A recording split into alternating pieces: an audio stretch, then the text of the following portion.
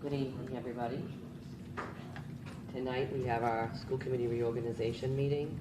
So I'm opening the meeting and we will be designating new committee members to take the roles. So I would welcome nominations for chair or vice chair. I have an interest in being vice chair. And I would nominate Sarah Fetz if she'll accept for the role of chair. I would second that. Acceptance? So, a motion by Dawn and second by Hillary. Yes.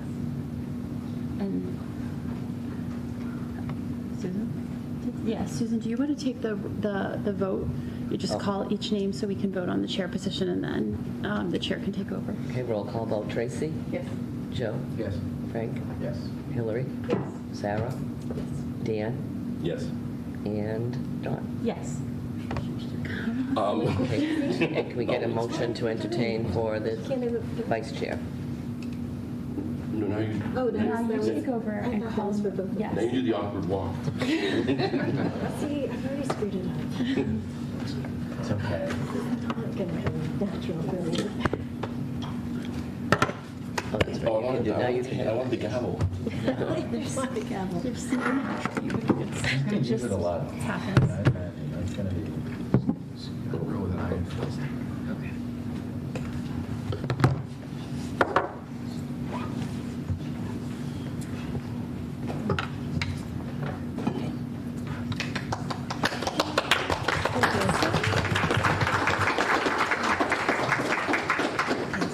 So now I would entertain a motion for vice chair. Nominate Valerie. Second. Yes, I would accept if you vote that way. Does that have to be a roll call vote No, as well? No, we can all just, Yeah. Yeah. oh, Just close nominations now. okay, Tracy. Are- Wait, it is a roll call vote? Yeah, but are there any other nominations? Oh, are there any other nominations? Nominating Joe for secretary. Oh, for this position? I thought we could vote collectively and move this along. Oh, right. No, we want to crown. Yep, got it. Okay. Anyone else? Close nominations. Okay. So now roll call vote? You can do roll call or you can just do it by hands. Okay. Hand vote. All in favor? You vote. That was a lot of work. I am. Very All sad. right, I'll nominate Joe to be secretary. Second. I accept. Good job.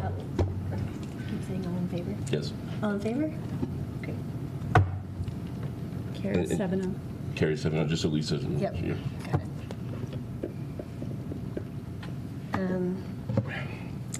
So now do we move on to the consent agenda? No, now we do The subcommittees. And then the liaisons. Here. I got Yeah. it. They're all Yes. yours. Okay, so we'll go to budget first. So, Yeah. no, so, I would nominate Dan as budget chair. and then I'll nominate Don as a budget member. Who else has And an Frank is a interest? budget member. So you can do both? We're just gonna, Yeah. yeah. Okay. I accept. Yes. Is there a second? Second. All in favor? That passes, oh, 7-0. passes 7-0. It's weird. So Joe wants to throw a wrench into things. Joe, sign up for everything.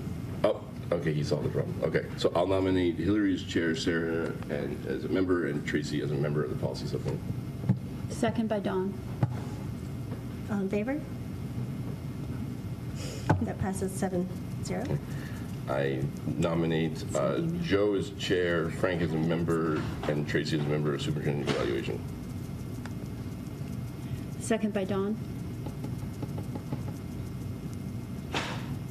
All in favor? It carries. So sorry. I nominate Frank as chair, Hillary as a member, Joe as a member of communications. Second by Dawn. All in favor? Carries 7-0. I'll nominate Hillary and Sarah to remain on the leveling subcommittee. Second by Dawn. All in favor? That carries 7-0. I nominate Frank and Joe as liaisons to the PTO. And let's just go through. And Sarah is a liaison to the Coalition Against Hate and Bias. Frank is Frank and Sarah. No, wait, Frank and Tracy as liaisons to the Equity Steering Group. Hillary and Tracy as liaisons to CPAC. Dawn as liaison to HABA. Do we normally have 2 for HABA? We do. Does anyone else want to be? I can do HABA as well. Okay, and Sarah? Myself and normally someone else. Who else went for HMAPA? I would. Okay, myself and Dawn as liaisons to HMAPA. Hillary and Joe as liaisons to Diverse Holliston. Dawn as liaison to FLAG. What's the flag field? Yeah, Building project. Building project, yeah. Tracy as a liaison to Holliston Youth and Family Services. We need a Who's doing wellness?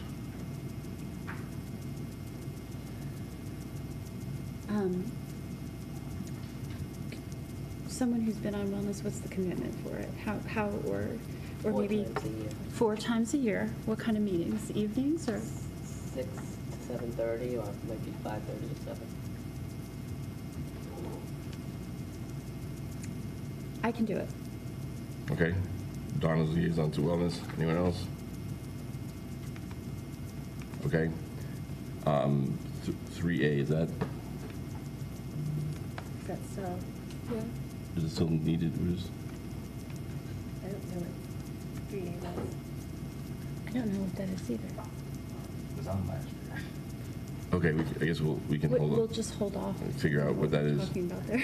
And then, what we normally don't need that in non-budget year, non-negotiations years, we'll do Dan, Dawn, and Hillary as liaisons to the HFT. Is there? Oh, no. Second. Yeah, second for all of those. Yep. All in favor? Passes 7-0. Yay, good job. Okay. So now consent agenda. We have the minutes from the May 29th school committee meeting and a number of grants, gifts from mostly PTO stuff. Are there any questions about those? I just.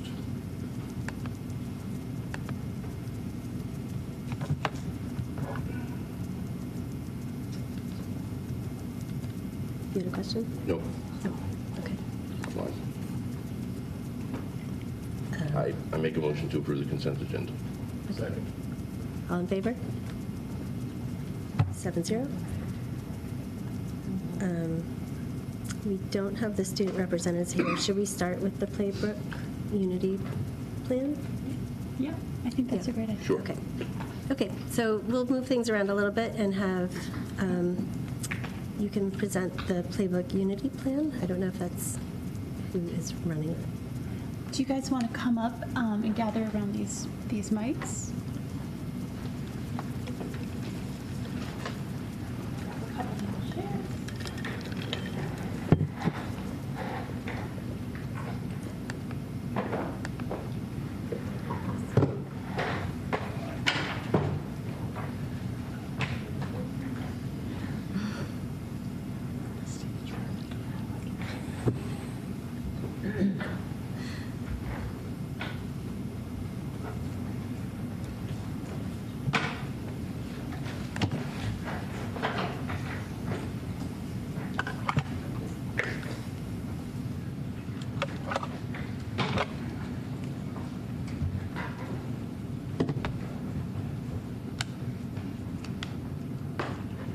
Thank you guys so much for coming.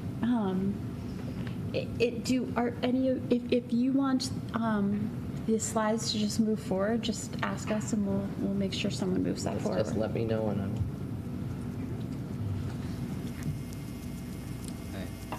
will. Awesome. Yeah, I, nothing. Thank you for having us. My name is Jay Patel, and I'm a current junior at Holliston High School, and this would be my second year of leadership in the Playbook Initiative. My name is Sarah. I'm also a junior at Holliston, and this is my first year doing Playbook. So throughout the year, we've been doing extensive work down at the middle school about diversity and identity, but in order for us to get into that, it's important we explain what exactly Playbook is. Next slide, please. So Playbook is a program that is a partnership between the nonprofit Project 351, the Boston Celtics, New Balance, and the Massachusetts Association of School Superintendents, aimed to eradicate identity-based discrimination. There's 28 participating districts, including Holliston, and the targeted demographic of the program is students, middle school students that promote Playbook's teachings of inclusion, diversity, and equity, safe and respectful environments for people of all backgrounds, and the necessity to stand up against daily injustices. Next slide, please. So, to understand how Playbook achieves its mission, each district selects an outstanding group of 20 to 30 middle school students to attend 3 workshops that are facilitated by high school leaders such as Jay and myself, known as trainers. So with each workshop, students work through an agenda of interactive activities which deepen their knowledge and perspectives of diversity's role in society and our personal lives, as well as what we can do to be more respectful and appreciative of each other's differences. Each workshop builds on the last, promoting teamwork, collaboration, and familiarity in partnership with new information each meeting. After all 3 workshops are done, the group meets one more time for a day of action, in which students brainstorm and begin to execute ideas to implement Playbook's teachings to the larger school community under their own vision. If you could go to the next slide, please. So to take a step back from the day of action, we have a sample workshop agenda. This sample was taken from our first workshop, which was a combined workshop with the Lowell Public School system. Students from our middle school were with students from the Lowell Middle School, as well as trainers from Lowell High School. So they started with the pregame, which was the personal and program introduction, and then jumped right into the F game, which is an icebreaker. And in this icebreaker, they really jump right into what Playbook is all about by coming to experience how people have different perspectives and how they can learn from them. After that, they do participant introductions and leadership definitions to kind of reflect on their own definitions of leadership. And after a lunch, they go to agree, disagree, unsure, which is a recurring activity across the workshops, in which students are given purposely vague statements that have to do with identity and are asked to go to the side of the room corresponding to their belief.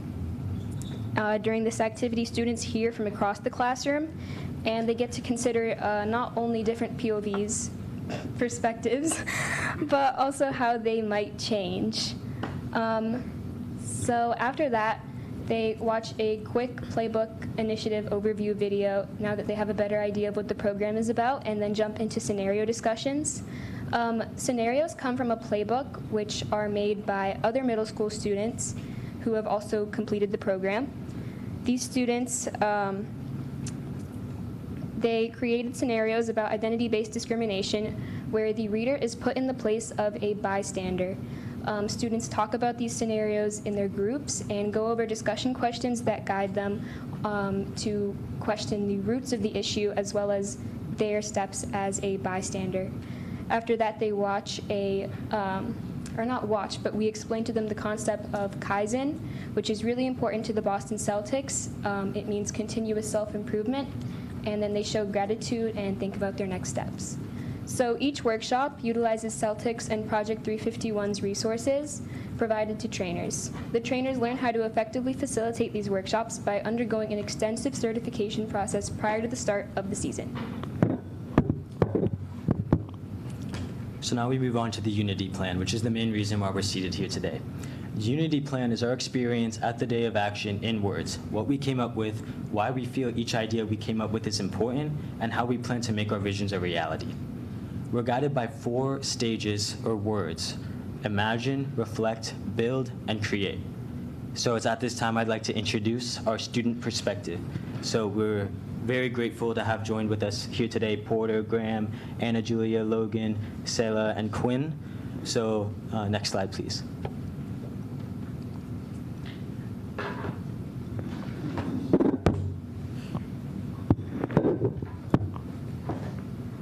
The Playbook Initiative helped me to understand how stereotypes can make someone feel less themselves and suppress their emotions. It also trained me how to intervene with racism and homophobia to help people be able to feel safe and welcome. Playbook Initiative was a positive experience for me because the overall goal of Playbook is to welcome others and make people feel safe, which is a super important part of making a good environment in a welcoming school. Its ideas have opened my mind to different perspectives and different beliefs.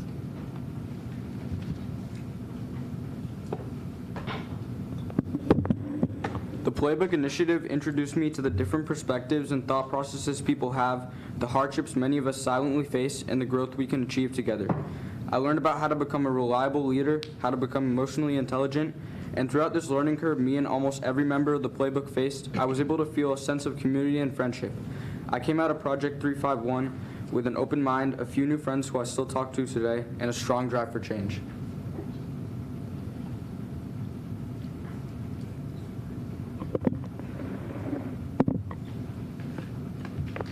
The lessons Playbook teaches are extremely important. They teach students that everyone has different perspectives and ideas. They also teach us that everyone is different and we need to understand their differences. They teach us how to be open-minded and understand others' ideas. The world isn't perfect, and if in a perfect world, everyone might be happy and everyone might be the same, but everyone has different ideas of a perfect world, and that's something Playbook can help students understand.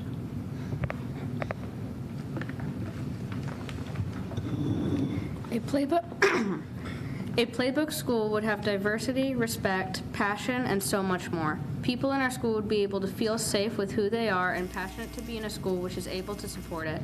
We would respect people for who they are and who they want to be. We would all be able to speak freely and express ourselves, and if we disagree, we can do so civilly and respectfully. Even if the world isn't a perfect place, we could make it as close as possible in our Playbook school.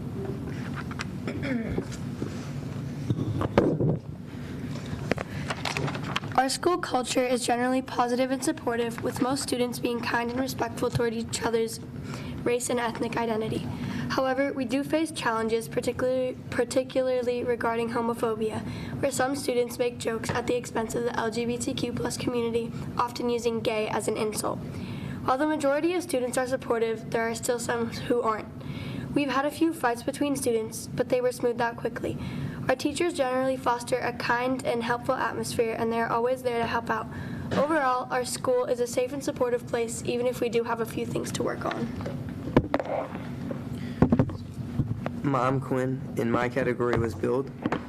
A shared vision for what we want Rams to be is a place in the community where everyone is welcomed and treated respectfully, no matter who they are or what hardships they have faced.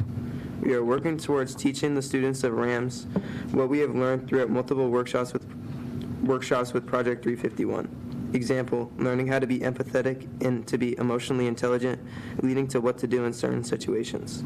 Starting with the 6th graders on June 17th, we hope to plant a seed that will grow into a tree for the benefit of Rams in the years to come. Thank you all.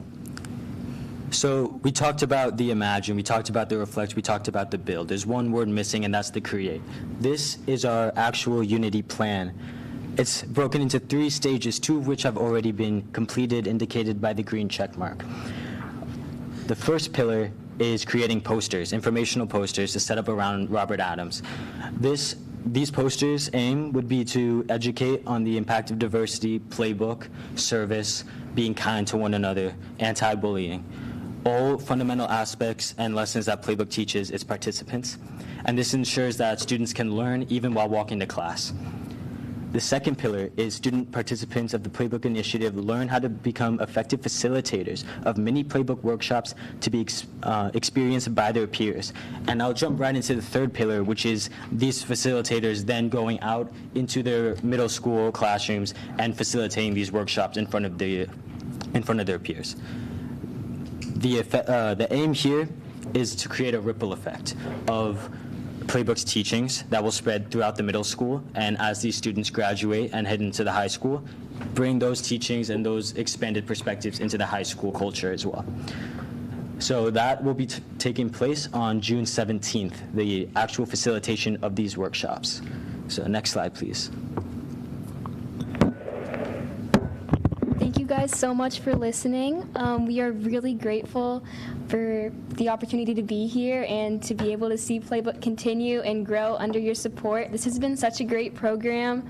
The kids are so passionate about it. It is incredible, and I'm really happy that our district has the opportunity to have such a great program. So thank you. One thing I'd like to add to that, this program is more than service or education, while fundamental in its creation and its intent. This is about ensuring every student can go to bed and wake up and feel like, no, Holliston is a home for me. I do belong here, no matter of their identity or their background. It's something we all care deeply about, and we're so grateful that Holliston can be a district where this type of work is endorsed and supported, and that's a testament to all of you. So from the bottom of my heart and all our hearts, thank you.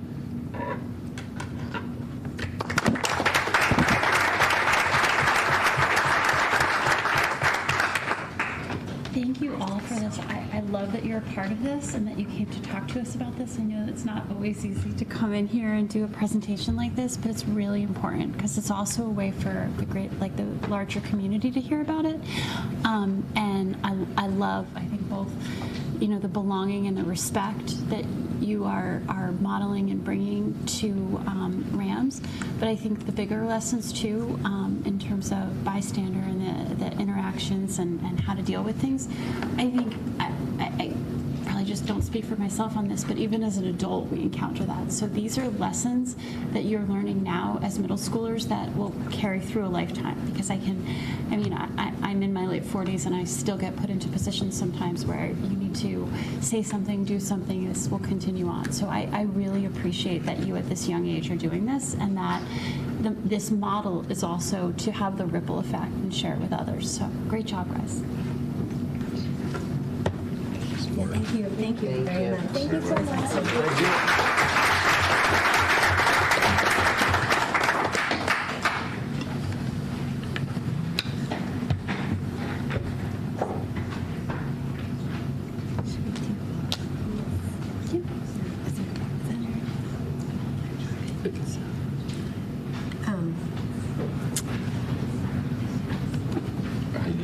Should we do Heidi? Yeah.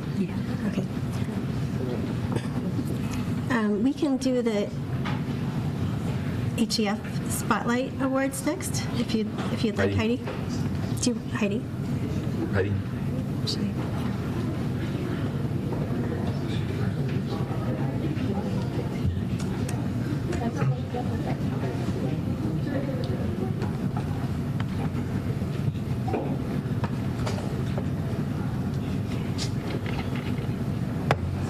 HCAP presentation is first on the agenda? Is that right? We can do whichever. If you'd like to do that first, that's fine. We'll do that first. Okay. So I have a handout. Instead of presenting a PowerPoint, just a handout with our information. So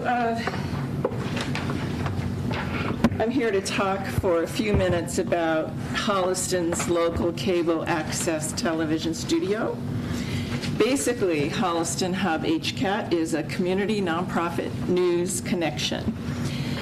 And we are in an interesting position now. Many people have cut their cable cord, and yet they may not know where our studio funding comes from. To begin with, we're a nonprofit media company whose revenue dollars come from a small percentage of your cable subscriber bill. And as people cut the cable cord, our major revenue source decreases. In the last 5 years, HCAT funding has been reduced by over $100,000 or 30% just in the last 5 years, and that decline continues. But despite our shrinking budget, there are ways that we're serving the community, and we help this school committee to get the word out about key school investments and initiatives. Since November of last year, the Holliston Hub HCAT has produced a total of 243 viewing hours.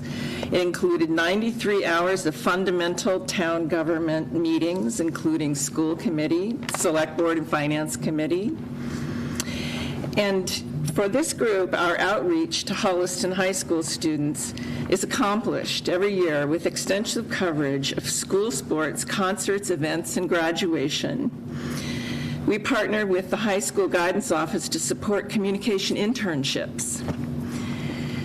There are many opportunities for experiential learning for students interested in media and broadcasting in our studios, and also the Holliston Hub HCAT scholarship awards to seniors are given every year.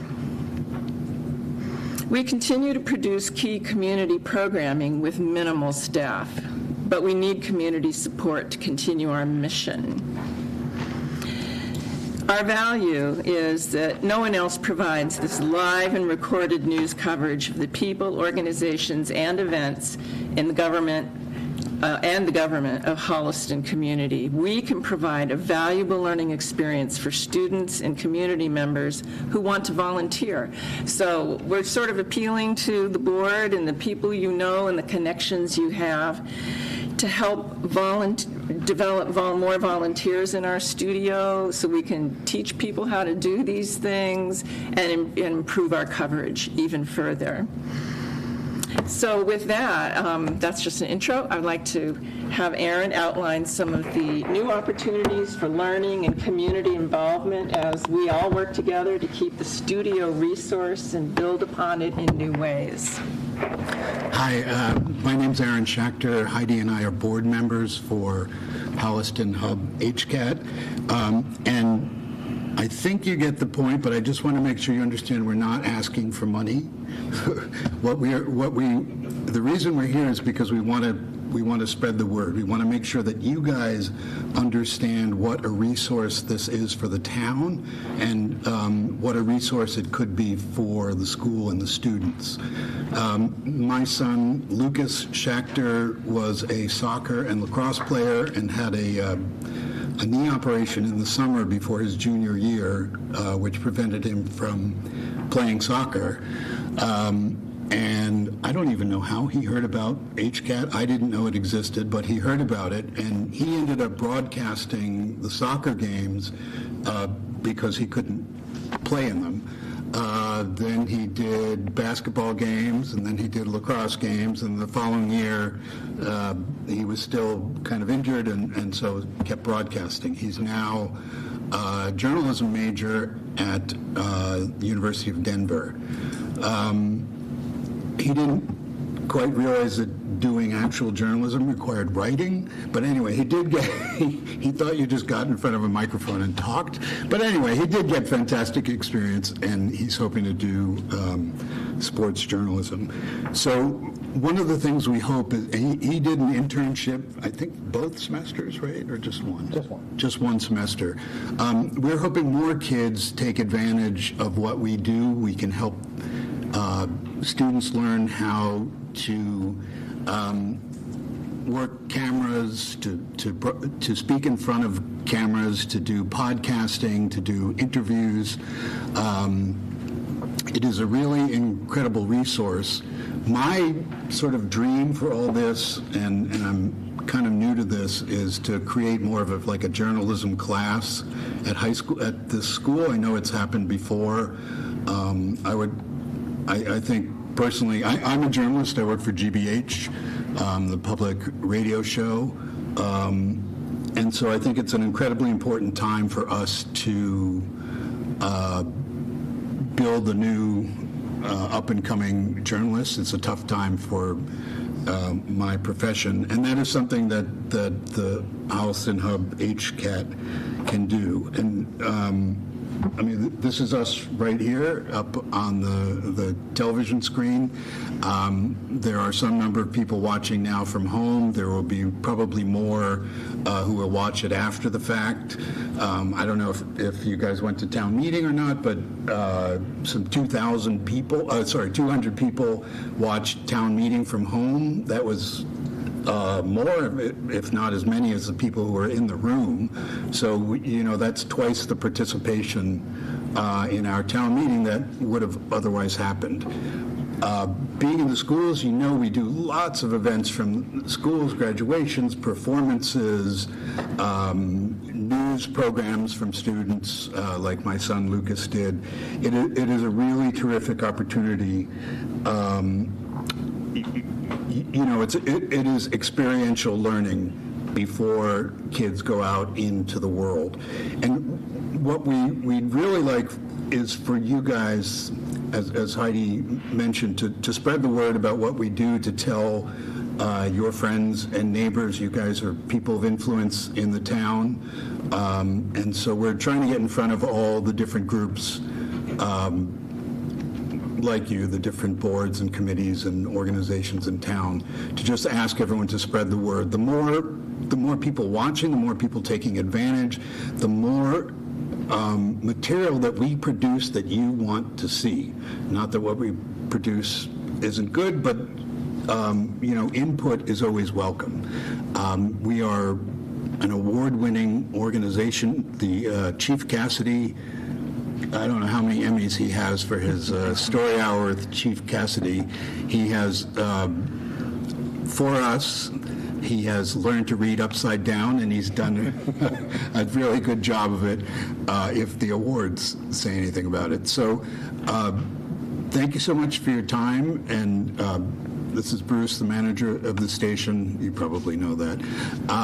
You can always ask him questions or send notes to anyone on the board. And thank you so much for your time. Thank you. Thank you. And Bruce, I really do appreciate everything that you guys do, despite the fact that you apparently can't cover our meeting. You can have more resources. Well, it's just a bit of a conflict, but, I'm just teasing you. yeah, I understand. No problem. Thank you very much. Really, this is incredible that every one of our meetings you cover, and for the last 2 years I had to reach out and say we actually don't need coverage for the meeting. It was just assumed that you would automatically do it. Try So, to do as much as if Yeah, we're able so- to do it. We have the manpower, we have the staff, so we can cover anything. it's greatly appreciated, and We'll be there for the forum next week.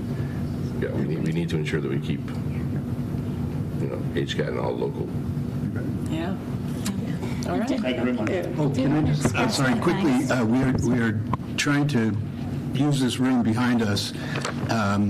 We have a short-term dream of creating a podcast studio that students could use to create their own podcast. I mean, you could do podcast videos, whatever it is they want, but it will be a broadcast quality facility that that they would be able to use. And I hope, my goal anyway, is to bring in some trainers to teach some courses. We have, know loads of people who work with in the podcasting world, and hoping they'll come in and teach the kids. Yeah, and I don't know if you remember, but the high school did have a podcast class in the English department for a year or so, and that students learned how to write scripts and prepare and do their research instead of just pulling up the mic and winging it. So there's, I think, a lot of educational opportunity with that.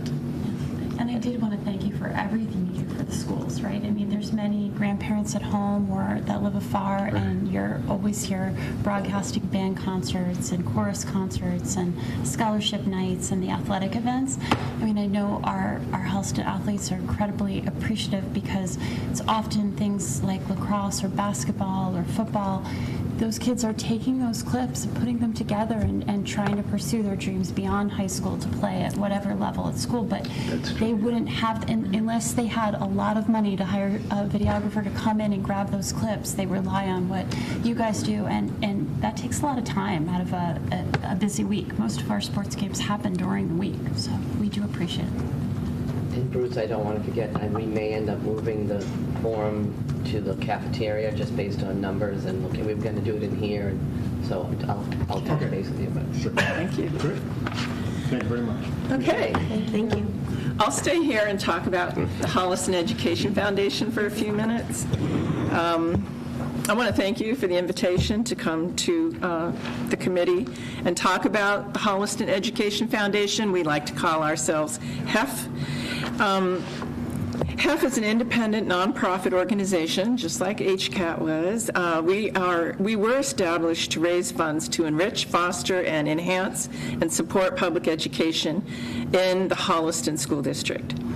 We raise funds annually, and our last parent prom we did in May was quite successful, and I think the parents want to see more of that sort of thing in the future. And with those funds, we have operated an endowment for the benefit of public education. Our largest donor is the Middlesex Savings Bank, who contribute well over $1,000 each year, and they have for over 20 years. They do this for many education foundations around the area, too. Now, our mission is to catalyze excellence and innovation in education through support for outstanding teacher initiatives, recognition of teacher achievement, and by assisting Holliston High School seniors in their pursuit of higher education. Now, you as a board have been reviewing our applications to provide funding this year to enrich educational efforts in the schools. And so I just wanted to review those for a minute. First, I want to talk about our mission to fund our intensive study grants. These are particularly directed towards teachers and teens in our schools.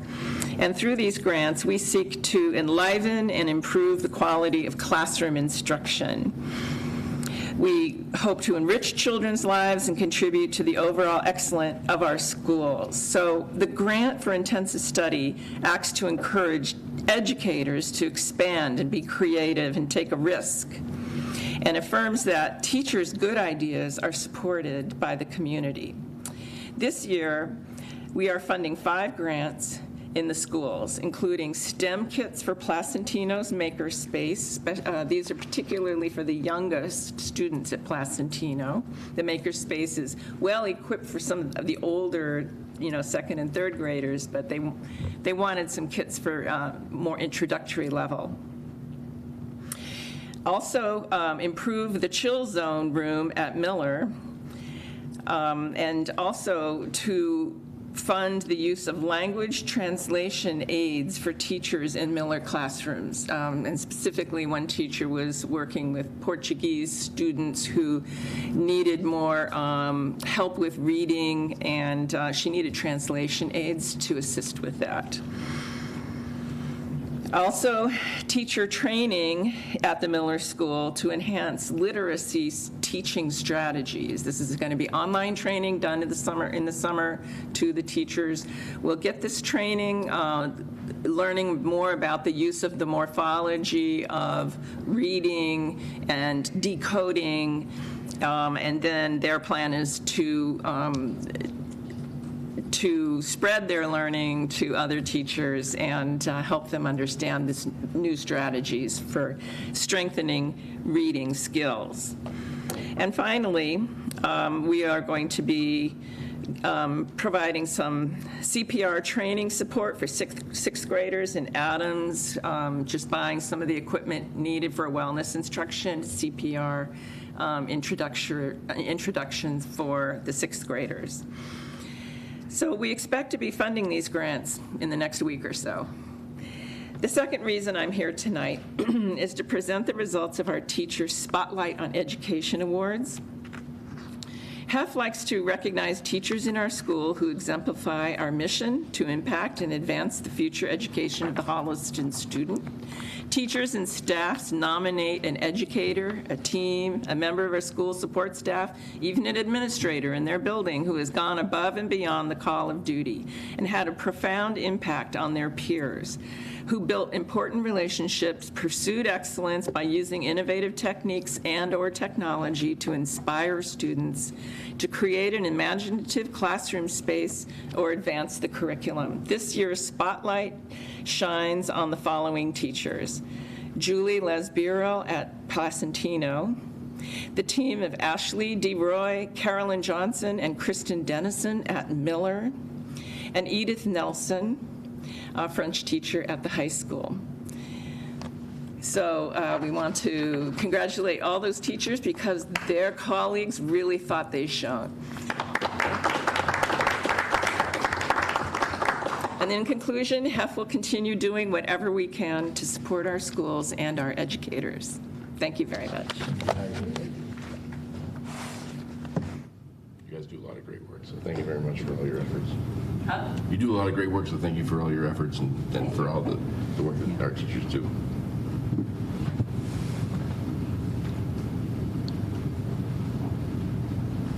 can come up. Did you fill out those ones? Did you want to? Yeah, go.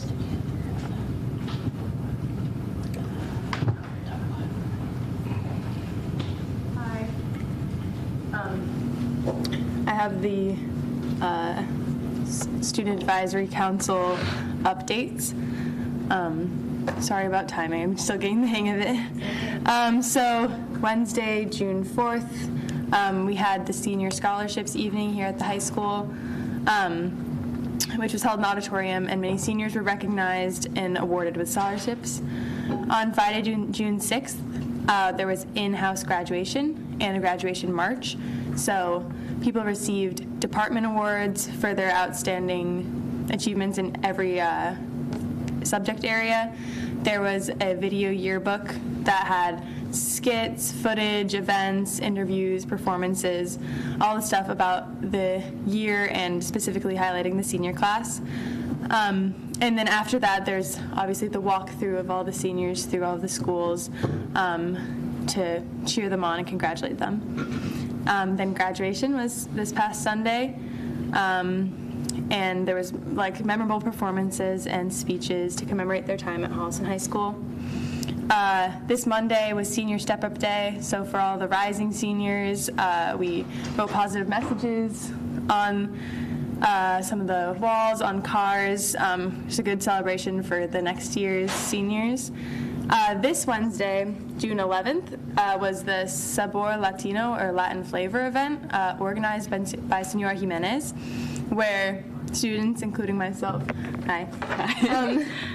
performed songs in Spanish, did dances in Spanish, and there's also a demonstration by a recent alum on some Latin drum rhythms. So that was a very fun event, like midday, outside, lots of music and dance. Then today, this morning, was the Junior Book Awards. So this is juniors recognized for their great work in classes and dedication to learning over the past 3 years. Do you want to? Yes, where are we? Okay, I'll go on to tomorrow is the Pops concert, the final concert for band and chorus. This one's a little bit different. It's pop music, and there's also an opportunity to have solo and small group acts. So that'll be going on tomorrow at the high school at 6:30. Students will be finding out results for class elections tomorrow. So for the re-election positions, it includes class officers, student council leadership, and new student advisory council members. Club leadership is also being decided for next year. So clubs like DECA, Leos, and Best Buddies are currently deciding who's going to lead next year, or setting up the clubs for a strong year in the fall.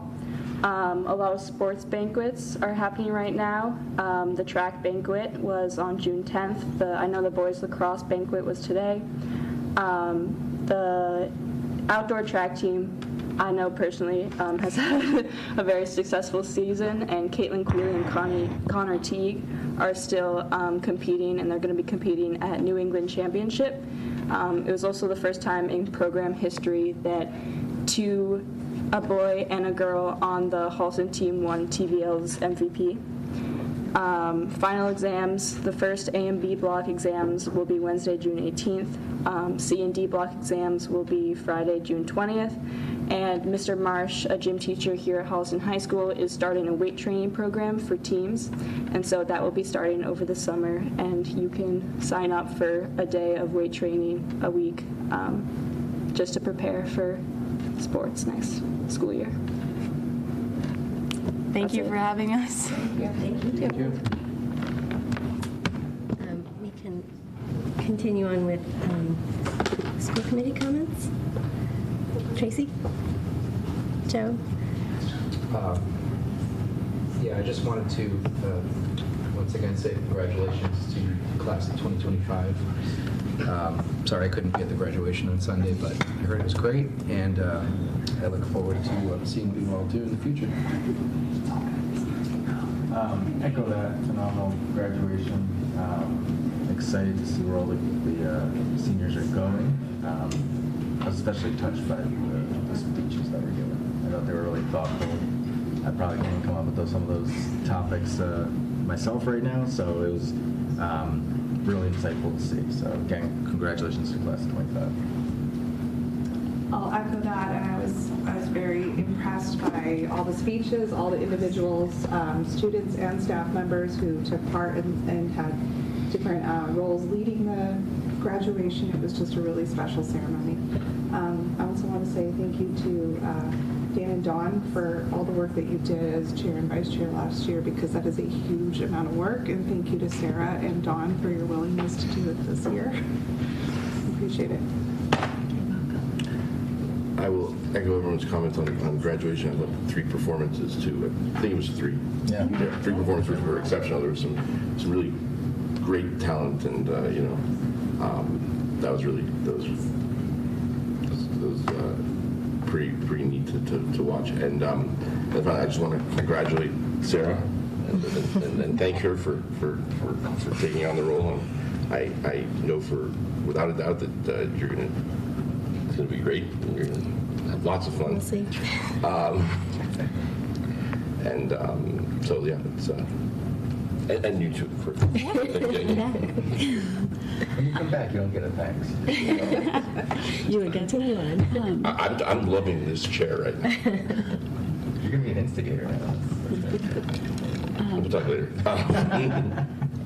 Just wanted to give a shout out to all of our teachers who attended graduation, teachers and staff. And I think one of the really special things about a Holliston High School graduation is that our graduates get to pick a faculty member that's meant a lot to them.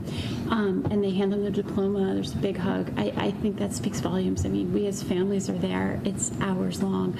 And of course, we're thrilled to watch our graduate, but for teachers to take like 3, 4, 5 hours out of their day on a Sunday and come to that, and it means so much to the students. So I wanted to say thank you for that. I know it's a super busy time in all our schools, but shout out to all the field days that are going on at the elementary school. It looks like you guys have a really busy week or 2 ahead of you. The Pops concert is this Friday, I believe, in the evening, and that's always a really awesome event. And then like the last thing, and I know the students brought this up, but I just want to reiterate and thank the community. I mean, it's an awesome night to attend, but the senior scholarship event that the school puts on through guidance, but really through this whole community, it was 116 scholarships for our graduating seniors, amounting to $172,000 that they were sent off to, and guidance had mentioned that was more than any other year, and that means so much to families, and for kids to be recognized like that. And again, HCAT was there live streaming it for the families from afar that wanted to tune in, but to make that possible for our graduates, it really takes a lot of community support. Many of them are memorial scholarships. It's also sports groups, theater groups, lots of groups that support our students. So thank you. And I will echo everyone's comments on graduation. It really was, I feel so fortunate that I had a graduate in that class, and that will be my very happy memory for many years to come. It was such a wonderful day. And one thing to mention as well, all of the performances, speeches, everything was wonderful. Also, Ms. Rivera's presentation on the students going off to military service was especially touching and meaningful. So that meant a lot to all of us. And then again, the scholarship, the community really coming together and supporting all of our kids and their futures is really tremendous. So thank you, everyone. So.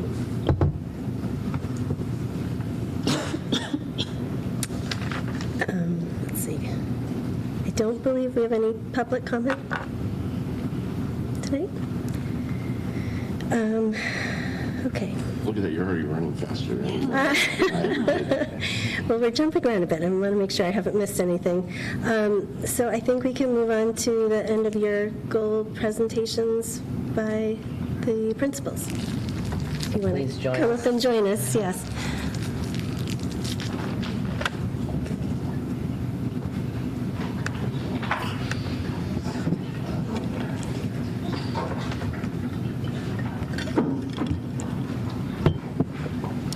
Don't all be so eager.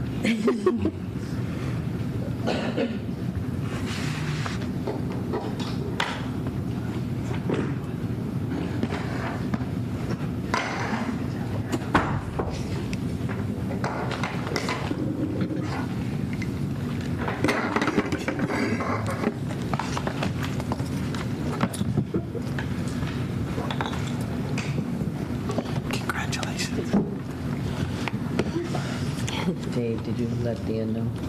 What's that? Dan McLeod. I texted him. Okay.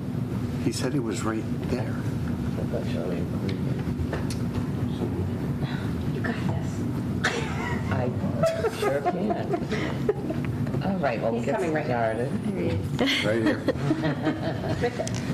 So as you recall, in October, we presented our school and district goals, and then mid-year, January or early February, we presented mid-year updates, and now we're going to update you to some of the things that have added on some gains and opportunities that we've had this year. As always, we tie everything back to our mission, vision, our strategic plan and objectives, and our 4 arches. Linked in here in the blue, you'll see that the link will take you to our document that will have the more detailed information as far as all the different strategic initiatives and the work we've done in the last column for end of year, so please feel free to look at that. This presentation is really just trying to put some highlights in there, or else we'd be here all night, so feel free to look at the more detail at that link as well. So we were thinking of our cycle of continuous growth, and we were trying to think of, even though we've described it differently in the past, we tried to come up with a different way to really celebrate the gains, but then identify opportunities for growth, and then we would be implementing changes and evaluating outcomes. So this is a new symbol that we've put together for this year, and we want to model that going into next year. So next year, from the discussions that we have tonight, we'll have identified our opportunities for the fall when we present our goals to you, and then all next year we'll be implementing changes and evaluating outcomes, which is what we're doing right now. So for Arch 1, Deanne is going to go over that for us. I do want to point out that on the slides for the district, we put in our presentations in the corner, so we're trying to be very brief and give more time to the principals tonight, because we have done a ton of presentations at the district level as well on technology, safe and supportive schools, and all the arches. So you'll see all of those linked in there because they have a lot of this information in there as well. All right, thank you. So I'm just going to pick out certain highlights of the table, but in Arch 1, there's a data governance initiative. So an Air India aircraft bound to London crashed short. There's a cyber training component, obviously, to that. So we trained our staff this year, and we now have an incident response plan fresh off the presses. So we're finishing touches on that. So that means if we have an event, we have a rock solid plan. Not saying we're going to be perfect throughout it, but at least we have a plan in place. The town has a plan too. So both entities now have incident response plans. The challenge is going to be sustaining cyber training, so we're hoping for a grant that we'll hear about next fall to see if we get it, and that will allow us to train teachers next winter. Teaching and learning newsletters via SMORE. We've expanded those so that those come out quarterly, and SMORE, as you've seen, has become our aligned communication throughout the district. It has translation capabilities, of course. It'll be quarterly next year. It was only 3 times this year. Quarterly Okay. next year. That's our opportunity for next year. And then for multilingual learners, we had the Multilingual Learner Night, I think it was called. We had 16 vendors. I think many of you were there that night. And so that was a huge gain for us, and we're planning on recruiting additional vendors for next year's event. Under Arch 2, Social and Emotional Wellbeing, again, you'll see safe and supportive presentation and the Student Services presentation, which is tied to Arch 2. And if you look at some of our action steps, some of the things we highlighted under safe and supportive social and emotional well-being, district-wide attendance team, and data-driven engagement. They've done a ton of work this year. I think all of our principals can speak to that, and they spoke to the attendance and the work that we've done on that at the mid-year updates. We really have improved our attendance, going from 94.1% to 94.8%. So that's, that we're moving in the right direction. Our attendance is significantly gaining. We've also reduced chronic absenteeism from, again, 16.7% to 11.2%. So again, this is really huge and significant. We just started using Open Architect last summer, right? And we really didn't have it up and running to really effectively until late fall. So that has really been a game changer for us, and we've talked about that in multiple presentations, and that's really going to help us longitudinally to look at the data year after year and be able to assess the growth that we're making in many different ways. However, there are still opportunities. We want to continue to work on our Tier 2 and 3 attendance. We still have those small groups of students that still have challenges with mental health and engagement, and we really, although we're gaining in that area, we're still behind, and we still need to make progress. And also, particularly looking at our multilingual learners and our special ed students whose progress has trailed district-wide gains. Again, these are areas that we will highlight in other places that there are significant populations are still struggling, and this is an area for an opportunity for growth.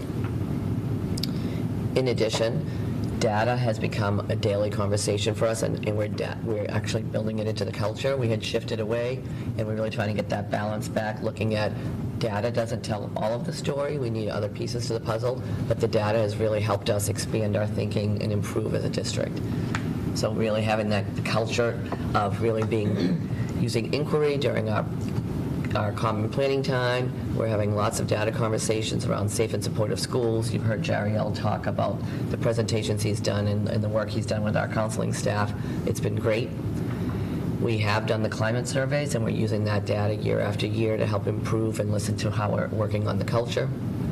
And also the MCAS vocal survey is part of the assessing the climate in schools.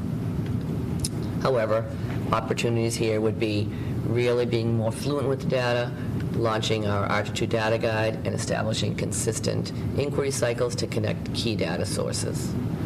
And this is going to come back to how do we use our culture and climate survey data. For 25-26, we'll be looking at the data that we gathered this year and making sure that we're also combining our Metro West Health data as we plan for our middle and high school students. So really, even though we've done a lot of work in these areas, there's still room to improve and have some gains in that area. Across the district, we've done an incredible amount of work on teaching and learning.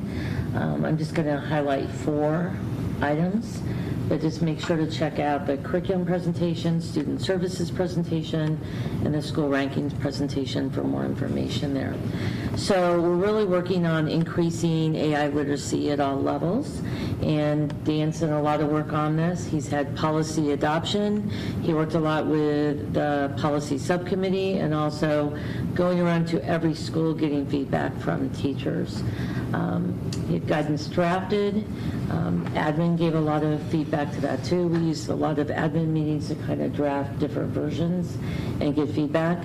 He's also been working with teachers, curriculum people, and tech integration specialists to pilot AI tools within the classroom. So what are we going to do? We want to still continue and improve upon AI efficacy, and then also expand that into lessons. A second area I would like to highlight is implementing the new math curriculum. Remember, we hadn't had a shared math curricular resource, a resource, not a curriculum, for many years. So we have Eureka Math Squared for pre-K through 5, and then 6 through 12 Reveal. So an opportunity that we have, we've gotten feedback from teachers, and we know that we need to continue to provide professional development and help and support with those new resources. Math and literacy interventions. You heard a lot about that at the curriculum presentation. It's expanded all the way throughout. It's data-based. And what we want to do is really continue to refine how we're documenting those interventions in open architects. And we'll really find that a lot as students are moving from one school to a next. Those receiving interventionists will give us feedback to how we can improve and offer more information for current students. And then finally, we have created internal task force for both standards-based report cards and professional development committee. So we're having subcommittee that really is digging deep into it. Standards-based report card committee, we have both elementary school principals on it, as well as Miller's assistant principal, teachers represented, myself, and Unified Arts teachers also represented.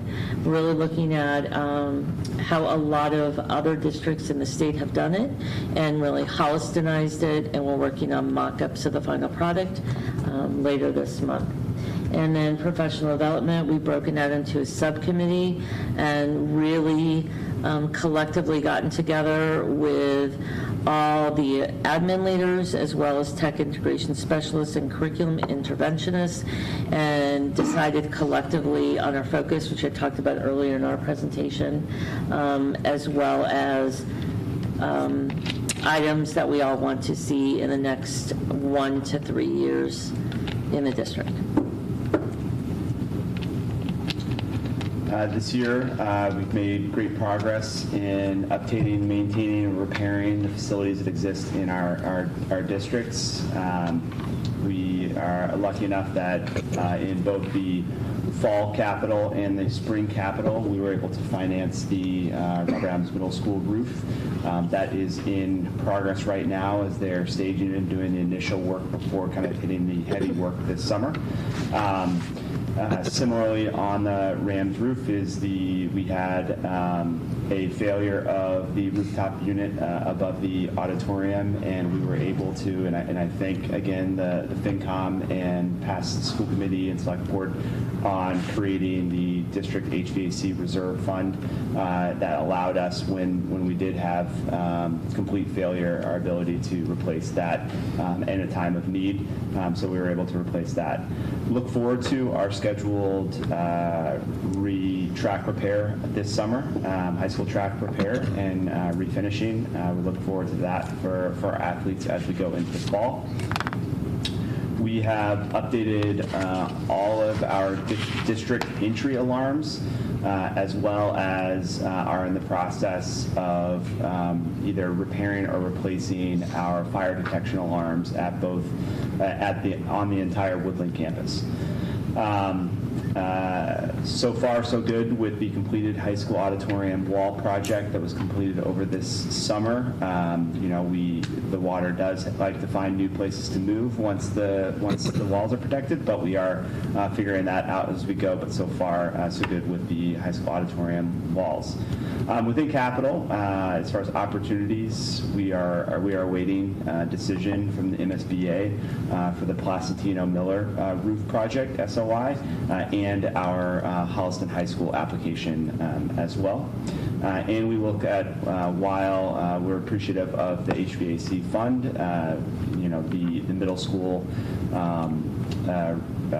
rooftop unit was a nearly $400,000 project and does warrant kind of the replacement of or replenishment of that fund as we look at similarly aged HVAC units across the district.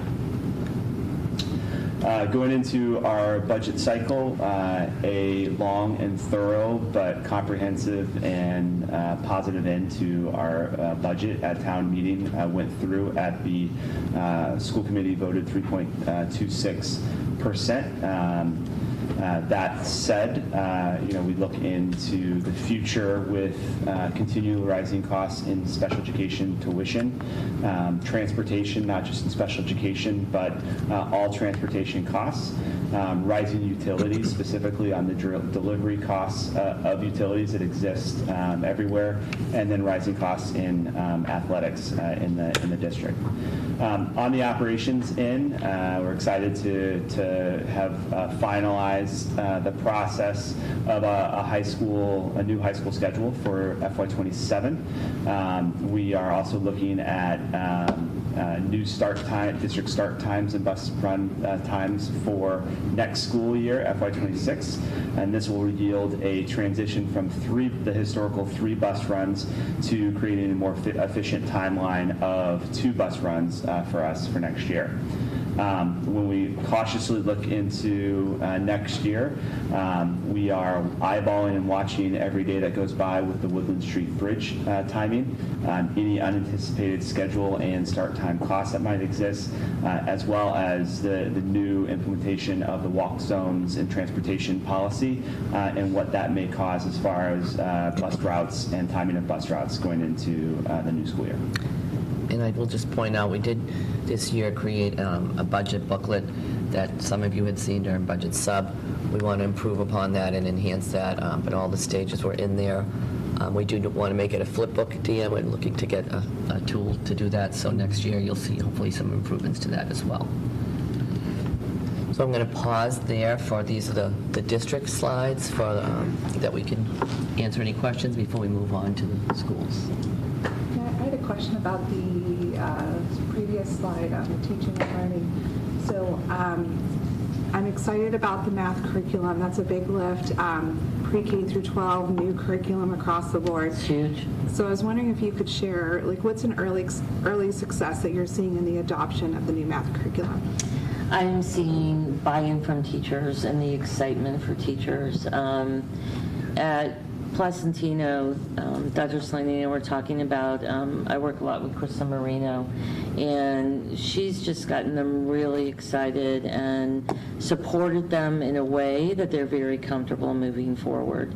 So, as you all know, I mean, it's curriculum adoption can be made or destroyed the first year, and it's the most important thing is to get that teacher buy-in, and we're seeing that. So to me, that's a huge success. And then as you move forward into next year, how are you identifying where to support teachers for deeper implementation? So they are helping identify what their needs are.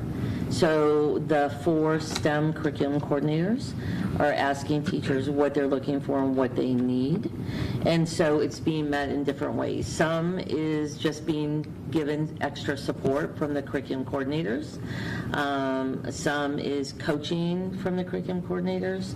Some is other equipment that they might need. We've gotten feedback that classrooms are moving around at Placentino and Miller, and we are getting more manipulatives for them. Some is how they can differentiate more within math classrooms. So it's all sorts of different needs are giving us, and that's what we're basing what the PD should be for them.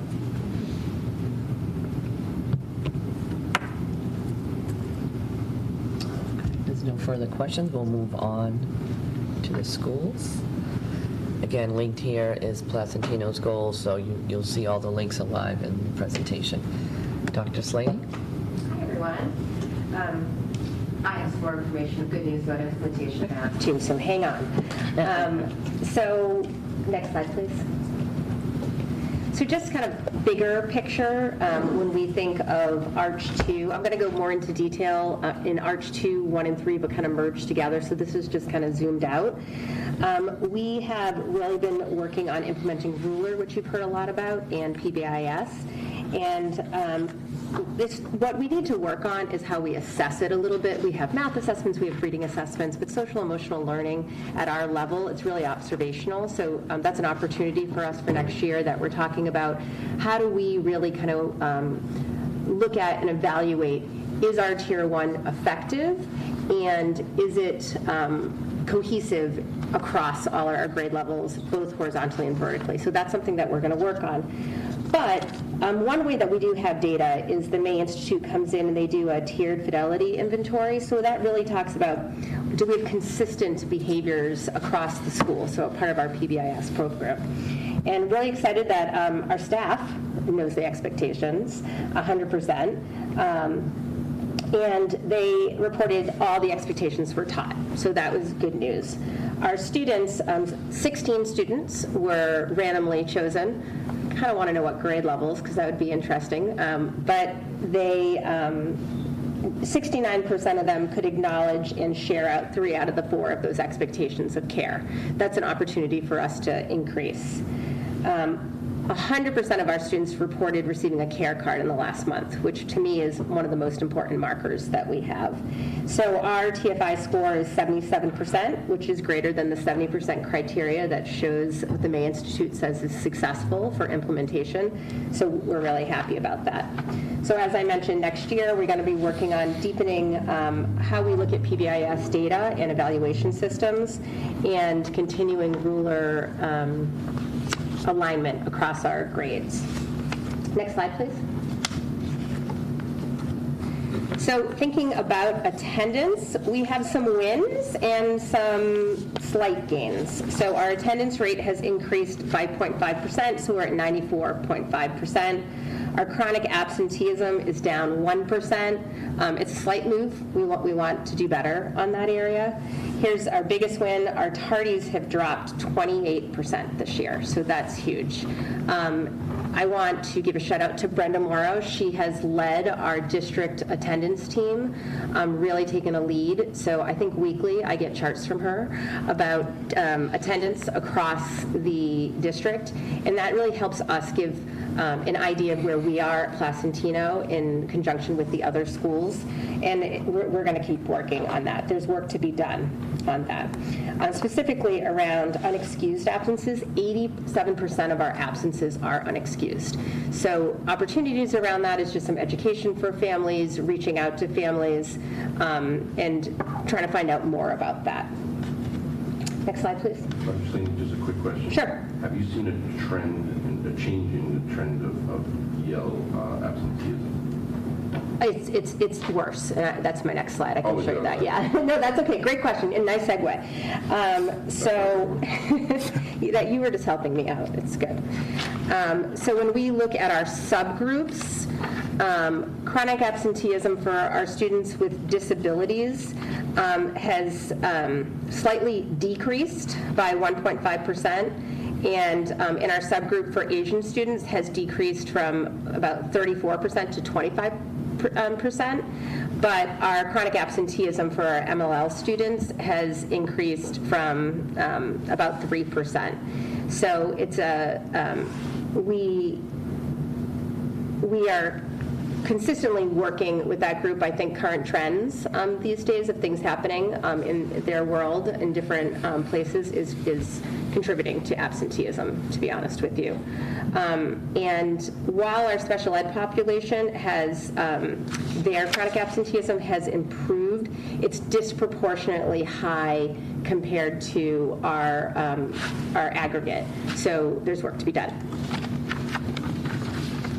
Next slide, please. Just to be clear, so the top chart, negative, is good. Yes. And yes. the middle one, negative, is bad. Yes. Bottom one, negative, is good. It's a decrease. Yes, I know. Just I'll work on my slides. Feedback received. All right.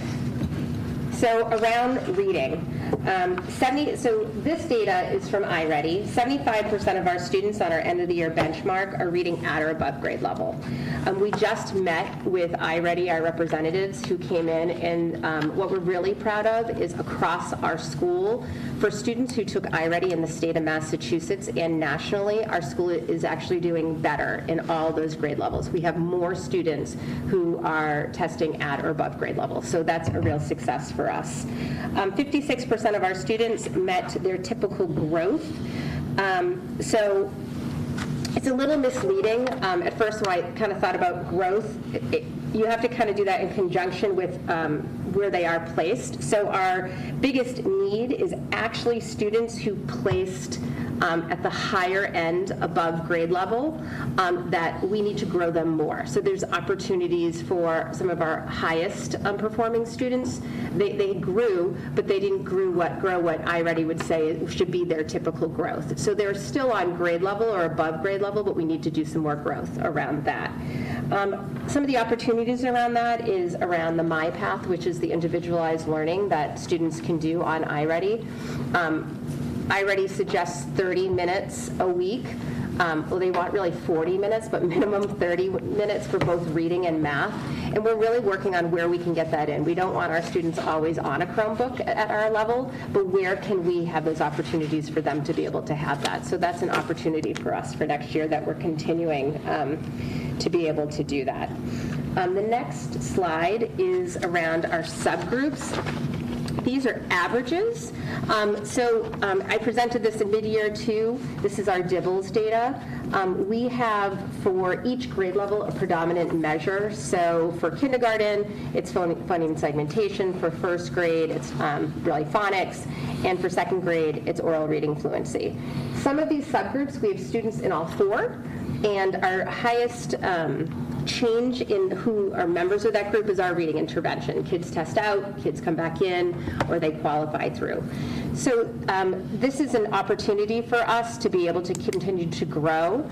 I will say that when I look at our growth rate, specifically for our MLL learners, there's the biggest range. So we have some students who are making smaller growth, which is related to their access score, where they are as an English language learner. So we have to remember that these tests are for monolingual English speakers. So we have to look at some other data to kind of see where they're doing and where their growth is.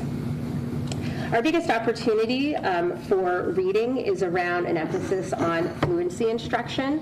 So 2 years ago, we really worked on phonemic awareness. This past couple years, it's been phonics, and now we're moving into fluency. So for the next year, we're really going to be working on Tier 1, Tier 2, and Tier 3, building students' fluency while they're reading. Next slide, please. For math, you ready, Hillary? It's very exciting. 74% of our students are at or above benchmark on iReady, and 61% of the students met their typical growth. We're really excited about that. Our opportunities, the grade level and the students category that didn't make their typical growth were actually students who were scoring above grade level at the beginning of the year. Still above grade level, but we have to just work on stretching and being able to meet the needs of our highest learners a little bit better. Some opportunities for us is really progress monitoring students a little bit more. We have really, I think, mastered that a bit more in reading. And now Kristen Reno, as Joni mentioned, she's actually identified different measures to help us benchmark students a little bit and progress monitor more frequently. Another opportunity is the 10 extra minutes that we now have to our day. That's going to be really used in the area of mathematics to build math fluency. So there's an area of Eureka called their fluency flight, and they just haven't had time to be able to fit that in. And for the classes that have figured out how to fit it in, we're seeing their fluency numbers much higher. So that's where we're going to use that 10 minutes across the school, and we're pretty excited about that. Next slide, please. Our goal was really around number sense. This is we're most proud of this. Our growth was 24% to 77% of our students are now at grade level or above grade level at the end of the year. It's incredible, incredible growth. And I attribute that to our teachers really embracing our new math curriculum. Kristen Marino really getting in there and coaching and supporting and coming right out of the classroom herself. She really had knowledge of how difficult it would be as implementation, so she tried to keep 2 steps ahead, creating slides for them, being able to do some of that heavy lifting for teachers so that they could really work on unpacking the curriculum instead of kind of creating some of the instructional pieces. So we're really proud of that. And that's it for Placentino. How is the math growth compared to previous years? Are we seeing higher growth numbers? And I guess percent of students meeting the expectation and growth? 2 different metrics, I know. How do those compare to last year?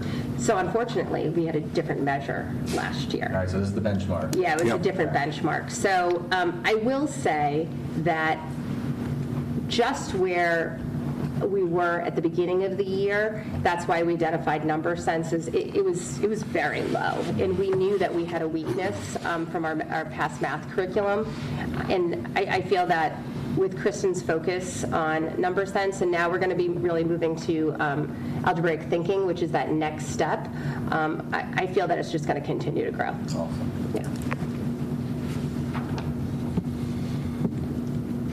Any questions for Placentino? Great. Nice job. Hi, everybody. Welcome, new board members. What's that? Got a lot to compare it to. I know. You know, she sets the bar. Next slide, please. So as Dr. Slaney did, we're kind of doing an overview on 2 and 4. We'll go into more detail on kind of attendance and what our teaching and learning was. Some big takeaways here. Every month at our staff meeting, we had a culture and climate committee put together a culture and climate calendar that was presented with different days to celebrate, different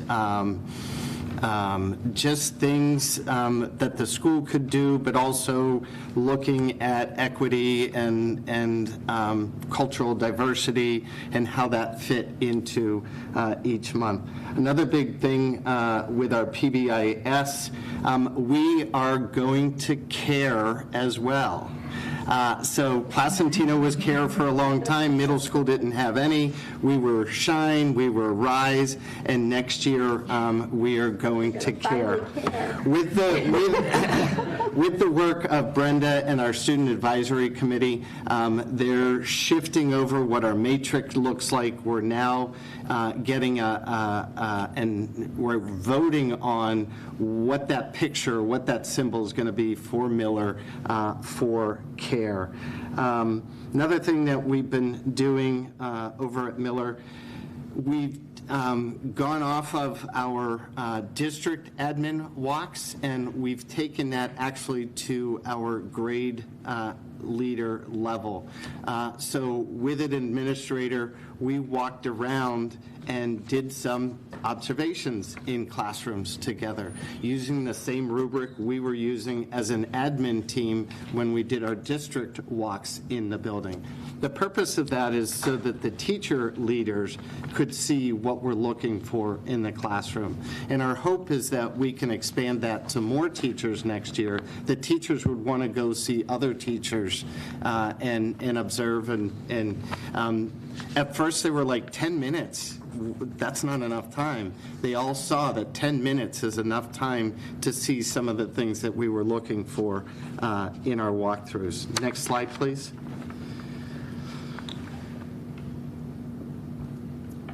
Our attendance also, our target was 7.1. When we put this together, we were at 8.6, but as of today, we're at 7.7. So we're closing in on that mark. We've got 47 students who have 18 or more absences, and that can be 18 to 60 absences. 57 students in total are chronically absent. And as Dr. Slaney was saying before, there's a large portion of that 57 are students on IEPs. And so we've got to take a look at that and see how we can support those students. 6 out of the 57 are multilingual learners, and because it was a little abstract or it stood out, 8 out of the 57 were multiracial. And when we did our climate survey a year ago, we found there was discrepancy, or there was some lower numbers that our multiracial families had in our school. So we really have to take a look at what are we doing there? How can we support those families in our building? Next slide, please. And again, it does go back to the district really getting on the same page and doing the same thing with our attendance. Monthly letters, every 45 days, every 90 days, and it really makes parents aware that we're watching. And, you know, we want your child in school. So here's our reading. I know it's tough to see. 62% of our students met or exceeded their typical growth goals. You can see in grade 3 and in grade 5, we've got, you know, the median is 145.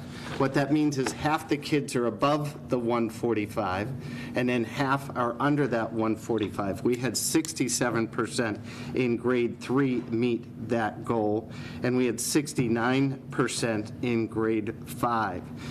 Grade 4, we checked when we were looking at iReady. We had iReady in this past Monday, and looking at those results, our grade 4 is lower, but nationally they're lower in grade 4 for both the ELA and for math. But it is a grade that we want to see if there's something going on there. Question why that's happening. One of the things with the MyPath data, what we're finding is we have found that students who are on it for 30 minutes or more scored 20% higher in an increase in their growth. So if we can get the students on for that 30 minutes a week, and again, that's 10 minutes a day, 10 minutes a day. It's not like they're on that computer a very long time. What we're finding, though, is our special ed students aren't getting as much time on MyPath because they're going out for services during that time. So that time that other students are using during WIN, they don't have that as much time. Where we saw an increase was in grade 5, and grade 5 gets to take the Chromebooks home in the evening. And so teachers can assign MyPath, 10 minutes of MyPath at home, and so the students can really up their minutes there. So one of the things we may have conversations about next year is, do we want the kids to be able to take their devices home to be able to do the MyPath in grades 3 and 4? And so just something that we're taking a look at. And one of the other things that we're going to be doing to help with some of these numbers, I know that Ilsa O'Brien was a part of the Dyslexia Institute this year, and there's a lot of skills and strategies she's found from those courses that she's going to be bringing back and doing some PD with our special ed teachers so that we're able to identify dyslexia earlier, but there's 5 different kinds, and so how do we, are we using the best strategies with the students for what their disability is? So that's an area that we're going to continue to work on next year. At the mid-level point, I showed this graph before. On your thing, it was the red that we would have shown at the mid-level. Now we're showing you the growth that they've done from the mid-level until until now. If you look at that gray bar that goes across, that's the grade level benchmark. And so we want the students to reach that grade level benchmark. These are 2 third grade reading intervention groups and their scores, and you can see the majority of the students made great progress over the course of the year. This data is available for all classroom teachers because the ORF is done at every grade level, and so the oral reading fluency. And so teachers can see how their students are doing throughout the year. Next slide, please. Math, we had 60% of the students met or exceeded their typical growth. We talk about Eureka Squared and what are some of the things that we're going to do. This year was the first year of implementation, and when you are implementing a new math program, you typically see a drop in the first 3 years. And part of that is because teachers are getting through the material, but they're not getting all the way through the material because it's the first year that they're implementing it. They're figuring out what things they can pull out and not use, but doing it in a strategic way that they're all doing it the same way that Ashley Bouchard is advising them to. The other thing that we're going to do next year, all the students are taking the benchmarks assessment, but it's paper pencil. There is an online version of it so that it will automatically sync up to our open architect, and so we will have that data as another data source electronically instead of having to go in and input it differently. Trying to see where else. We are, one of the things we worked on with ALN this year are kind of math games during the win time. And so coming up with different activities, not just during win time, but it could be with center time, so that students are having fun with the math and getting engaged with the math. And our teachers really bought into that. If you go around to the different classrooms, you can see that they're using those in their classrooms. The other thing that we noticed was in our special ed population, those scores were a little bit lower than we would have expected. And so it is a different math program. And so we're going to do some specialized professional development with our special ed teachers on focusing in on how to modify and what we need to do to support those students there. Next slide, please.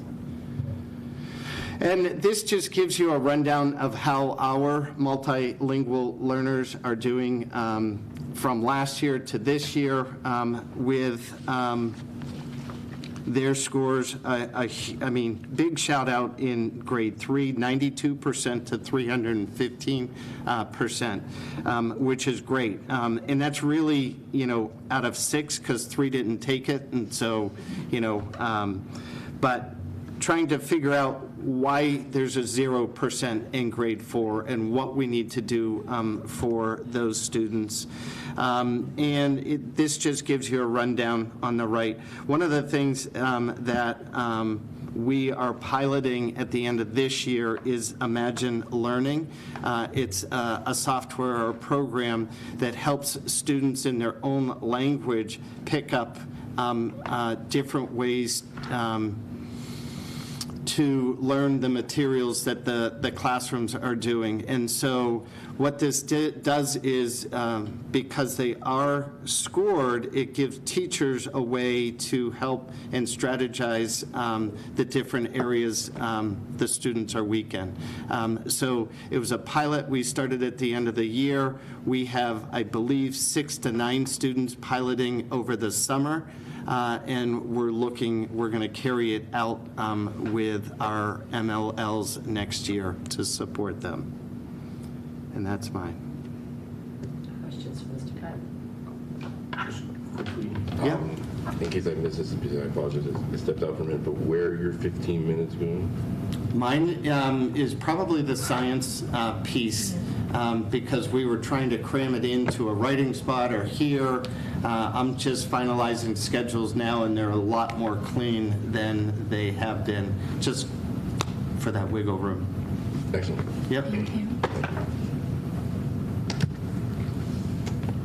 Moving on to the middle school.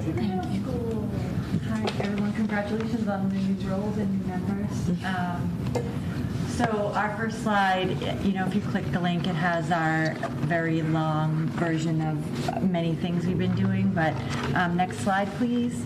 We going to just give you the high level on Arches 1 and 4, just some big highlights. For Arch 1, communication practices, in our Kickboard Unified Behavior, we have over 22,000, now we actually have over 27,000 comments. Parents received the login info at open house, so this has been going great. An opportunity for growth here is to improve early identification of students with low positivity rates and really formalize some intervention plans for them, and add more targeted moments to use the system, which we have plans for next year.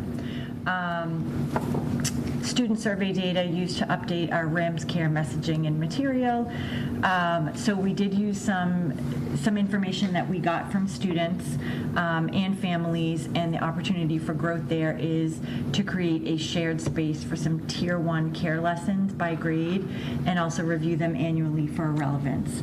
I'm sure you noticed the Project 351 students here. We also have peer leaders. We have some teacher lessons that are coming into our care lessons, but really making sure we have kind of a library or a hub of those, and that we're using the lessons that are most appropriate for what is going on in our building at that time. So we can also use our Kickboard data to inform that, kind of seeing where and what behaviors are happening most commonly, and really target our lessons around there. We also updated our Stage 1 curriculum documents, posted online, and we're planning hubs to align our created goals for next year. The reason our Stage 1 documents needed to be updated is because some things changed. And so I think looking at those every year is really important as we move into our Stage 2 documents for next year. And then we have our bi-monthly newsletters, and those go pretty well, but we do have an opportunity for growth there, kind of seeing not only how families are accessing the material that we're sending home, but how they're using that information, and we want to really improve on our equity piece there. And then Arch 4, talent and resources highlights. We've expanded our mentor program, so we have new mentors trained for the fall. We do need to build some consistency with onboarding, especially for mid-year hires that we had quite a few of this year. Not even always hires, but sometimes people leaving on maternity leave and subs coming in, or leaving unexpectedly. So we really need to tighten that up. We did complete 4 district and 1 school-based learning walk, but where we see an opportunity for growth on both levels, district and school-wide, is where we're talking about student engagement versus student compliance, and what that really looks like to all of us. So we're deepening those conversations for next year. PD aligned to goals across ILT, town halls, and curriculum Tuesdays. So this year, late in the spring, with the help of Dr. Menard and the curriculum people throughout the district, we're really aligning some district-wide goals, and we're having through lines that pull all the way through the district and strengthen that. And then we did have our unified basketball team formed for March 2025 through Special Olympics, which was awesome. And next year we are expanding that program, so we're hoping to do bocce in the fall, and then track in the spring. And then we want to continue to expand our student leadership in that area to provide more opportunities for kids to be involved. Next slide, please. So we're going to do a deeper dive into Arches 2 and 3, so into the social emotional well-being and then into the teaching and learning. Next slide, please. For the social emotional piece, we're sort of highlighting, again, this big district practice of aligning our attendance practices. We review struggling student attendance weekly. We follow up with daily calls and unreported absences, and then we provide direct outreach. We've had some significant gains. Chronic absenteeism decreased this year from 13.2, in 23, 13.2, in 24, 9.6, and then this year, 6.5%. Attendance rates improved from 94% in 23 to 94.6, and now we're 95.8. So that is steady progress in that area as well. And then tardies have decreased. In 24, there were 5,229 tardies, which is staggering. I don't know what happened. But this year we were able to kind of return to where we were in 2023, which is somewhere in the 3,000 mark. Still way too high, so we're going to focus a little bit more on our tardies for next year. Opportunities for growth, we want to continue to build this proactive family engagement, so we want to leverage the success of the monthly things that we're sending out.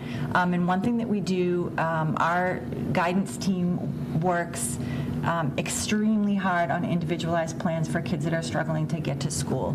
So in addition to all of the things that we're doing as a district, we meet on Fridays and we kind of talk about kids that are struggling in the first part of a meeting, and then in the second part, the counselors, BCBA, our SSA, sit down and develop plans for those kids to get into the building and attend school.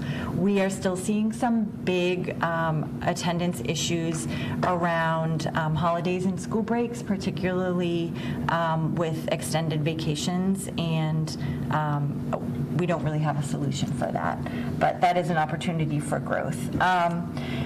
One thing we noticed, we're like sort of promoting the positive attendance culture, and we're seeing an overall improvement. I'm psyched about our really low rate, as is everybody, but all of our subgroups are higher than our chronic absentee rate, which is very concerning. They did all improve. So the chronic absenteeism rates for our ML students is 7.1. For our special education students, it's 9%. For our low-income families, it's 9%. For our historically marginalized students, it's 10%. And just because we can, I checked the female student versus the male student, and the females were 7.2%, the males were 4.8%. And our overall is 6.5. So we have some work to do to kind of dig deeper into the whys about this, which we've been good at doing, and we've seen improvement, but we certainly have more work to do there. So that's an opportunity for growth. Next slide just shows the picture of this. So this is just where we can consistently track our data. In Open Architects, we can open it up and look at it, any given day. We can see, we can pull down, and I kept this sort of big picture so you guys can see what we can do on a daily basis. We can pull down from our school, we can pull down ethnicity, gender, ELL status, 504, special education status, and then our low income. So you can track different chunks of dates as well. So this is sort of our overall and where we are right now, but it also gives you a sense of what we can do with the tool at any given time to pull out certain subgroups. Next slide, please. So now we're going to just talk a little bit about teaching and learning. This is always something that we are, all cylinders are fired up every day, so I'm only going to talk about a little bit. I'm going to focus heavily on the math and the ELA. So the action steps that we took this year, we've been administering the IXL 3 times a year, having kids step into the arena in math, and then having kids do the diagnostics in ELA and seeing steady progress. We have aligned the plans, the skill plans that we can find from this data with our units, so teachers are using the data to inform their instruction and plan what they're doing. And then we're also using the IXL data in our places where we get together to adjust our instruction in the moment and identify students below grade level and plan interventions. So some gains that we've made, students that are on or above grade level increased from 40% to 58% in math. So that's a very big gain, 18 points. And students far below grade level has decreased from 48 to 32%, which is a 16-point drop. And over 100 students moved to higher performance bands, and those bands would be, far below grade level, proficient, and so on. So those are the big jumps. In ELA, students on or above grade level increased from 38 to 43%, and this is even as the diagnostic expectations increased. So as you move forward in IXL, they're not testing you on the same material. At the beginning of 6th grade, for example, they test you on the beginning of 6th grade material. In the middle of 6th grade, they test you on the middle of 6th grade material. So these gains are in both math and ELA. They show that our students are not only making progress, but they're making progress at their grade level. And then there's some unpinpointed students that dropped from 14 to 6, and that's significant. Unpinpointed students are students that did not answer enough questions to get a target. So I think we're moving in the right direction there. Students practiced over 21,000 skills with over 16,000 proficient and over 7,000 mastered. So we can track that in our work as well. And then opportunities that we see. So we have added a math tutor when we're launching a math lab to support students still below grade level and also to enrich some students throughout the day. We're incorporating grammar units into all of the ELA courses because one of the things we can do with our data is identify what bands or what strands we're weakest in, and we're very weak in grammar. So that's a big opportunity for growth, and the English teachers are excited about that and doing some summer work. We're expanding our landmark reading strategies across all grade levels and core content. That was some training we received last year in professional development, and we're going to continue that this year. Providing targeted professional development for Tier 1 instruction, engagement, and particularly differentiation, and establishing some consistent pacing and curriculum through lines across all the grade levels. We're aligning IXL skill plans with our units. We're using IXL data to monitor subgroup growth and adjust supports for English language learners, special education, and high-need students. And we're increasing time for curriculum team collaboration, peer observation, and cross-grade alignment. The 15 minutes that were added to our schedule, that 15 minutes is all being added to our core content classes. We were also able to adjust our schedule and find additional time that was there that we are adding to our RAMS block. So the 15 minutes and then some was added to the core content classes, increasing those from 51 minutes to 57 minutes each. And then the RAMS block, we added 7 minutes to that. But we were able to curb all of our passing time and some of our break time that were some post-COVID ads. Next slide, please. This is sort of what we can see on our IXL data, and this just, again, is sort of an overview, and it gives you both the English and math versions. So the IXL is a place where we go all the time as teachers and as curriculum coordinators and administrators to see how our kids are doing. On the left of that mountain, you see the mountain of things that our students accomplished, and on the right is the ELA. Over on the left-hand side, you'll see grades 6, 7, and 8. The top number in grade 6 on the left is the total questions answered for ELA by 6th graders, and then the bottom is the total questions in math. And as you sort of proceed to the right, you can see how many skills they practiced, how many skills they became proficient in, how many skills they mastered. And if you kind of look all the way over to where it says assessment growth, the middle column it's showing you these numbers, 672, 707. That's the average grade level of the students in 6th grade for English. 600 is 6th grade level, 700 is 7th grade level, 800 is 8th grade level. So as you kind of scan down, you'll see that we are on course with just our overall student growth. And then you can see the average monthly progress for students. So the average monthly progress, kind of when you add up all those points over the months, every 100 points is a grade level. So these are some of the big things we can see to celebrate successes in IXL, but then we can also, very underneath that, very small, and I cut it off, it says that you can export the student level data. So now you can break it out by student, by strand in IXL for both English and math.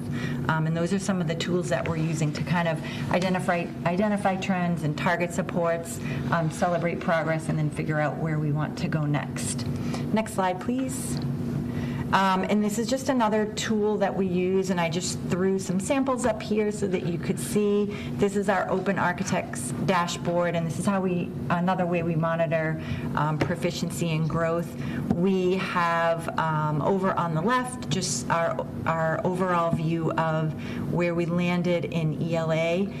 We stayed pretty steady at, we were 63%, 65%, now 64% at the year's end. We do aim to improve that. You can see sort of where we are by strand on the right, and where we are with bands of students on the left. We didn't get our end of the year data from IXL into Open Architects yet, but we did go from 40% to 58%. And then over on the right is just some comparison data that you can take a look at from 23-24 to 24-25. And again, we just started using IXL this year with Fidelity, so this is our first year of baseline data. And that kind of brings us to the end. Do you have any questions? I think we have different slides, but I was looking at one I didn't see up here, but it showed a pie chart of IXL data and ELA. So kind of looking at, I'm trying to make sense of the progress shown here and the progress we have in our slides. But it looked like on the IXL ELA data from fall to spring, the same number of students are below and far below grade level. So I just wanted to clarify that with the data you shared. Yeah, so I changed the data, so I apologize. I thought I still had some time to tweak, and I clearly didn't. So I think if we're looking at that data and we're looking at early in the year, mid-year, and end of year, even though we're seeing the same number of students like in those bands, they're being tested on different material. So they're being tested on, at the beginning of the year, 6th grade material for students in the beginning of 6th grade. In the middle, they're being tested on the middle of 6th grade. If we tested those same students on the same material instead of on the progression that we want to see, we would probably see them in different bands, and we'd probably see some different growth. So does that make sense? It does. So I can't see the slides from here, but is there a way for you to measure the growth of the students like you can with iReady? Yes. Okay. So we can pull out every single student by like an individual student. I just didn't do that here because we would see all the names. But I think I guess as we go further into our presentations of data for you, that would be something you would want to see, and I can incorporate that into my next series of presentations. Sure. I would just be curious, like for those students that are like our tier 2 and tier 3 students, right? Are we seeing movement? Where are we seeing movement? Like what level? But that's just a question I have. Yeah. Thank you. Thank you. Just had a quick question about when you were talking about talent and resources and mentors. Are those teacher mentors? Yes, teacher mentors. Well, so we actually, for our paras, we had one of our teachers create a landing page for them that kind of takes them through like the pathways they can where they can find more assistance in maybe becoming teachers or getting help within the district and kind of commonly answered questions. So that's something that Tessa's going to launch next year with all the paras. We do have a para liaison, but that is an area where we see a lot of turnaround, or we sometimes add or lose people mid-year. So it's definitely an area where we need to continue to grow.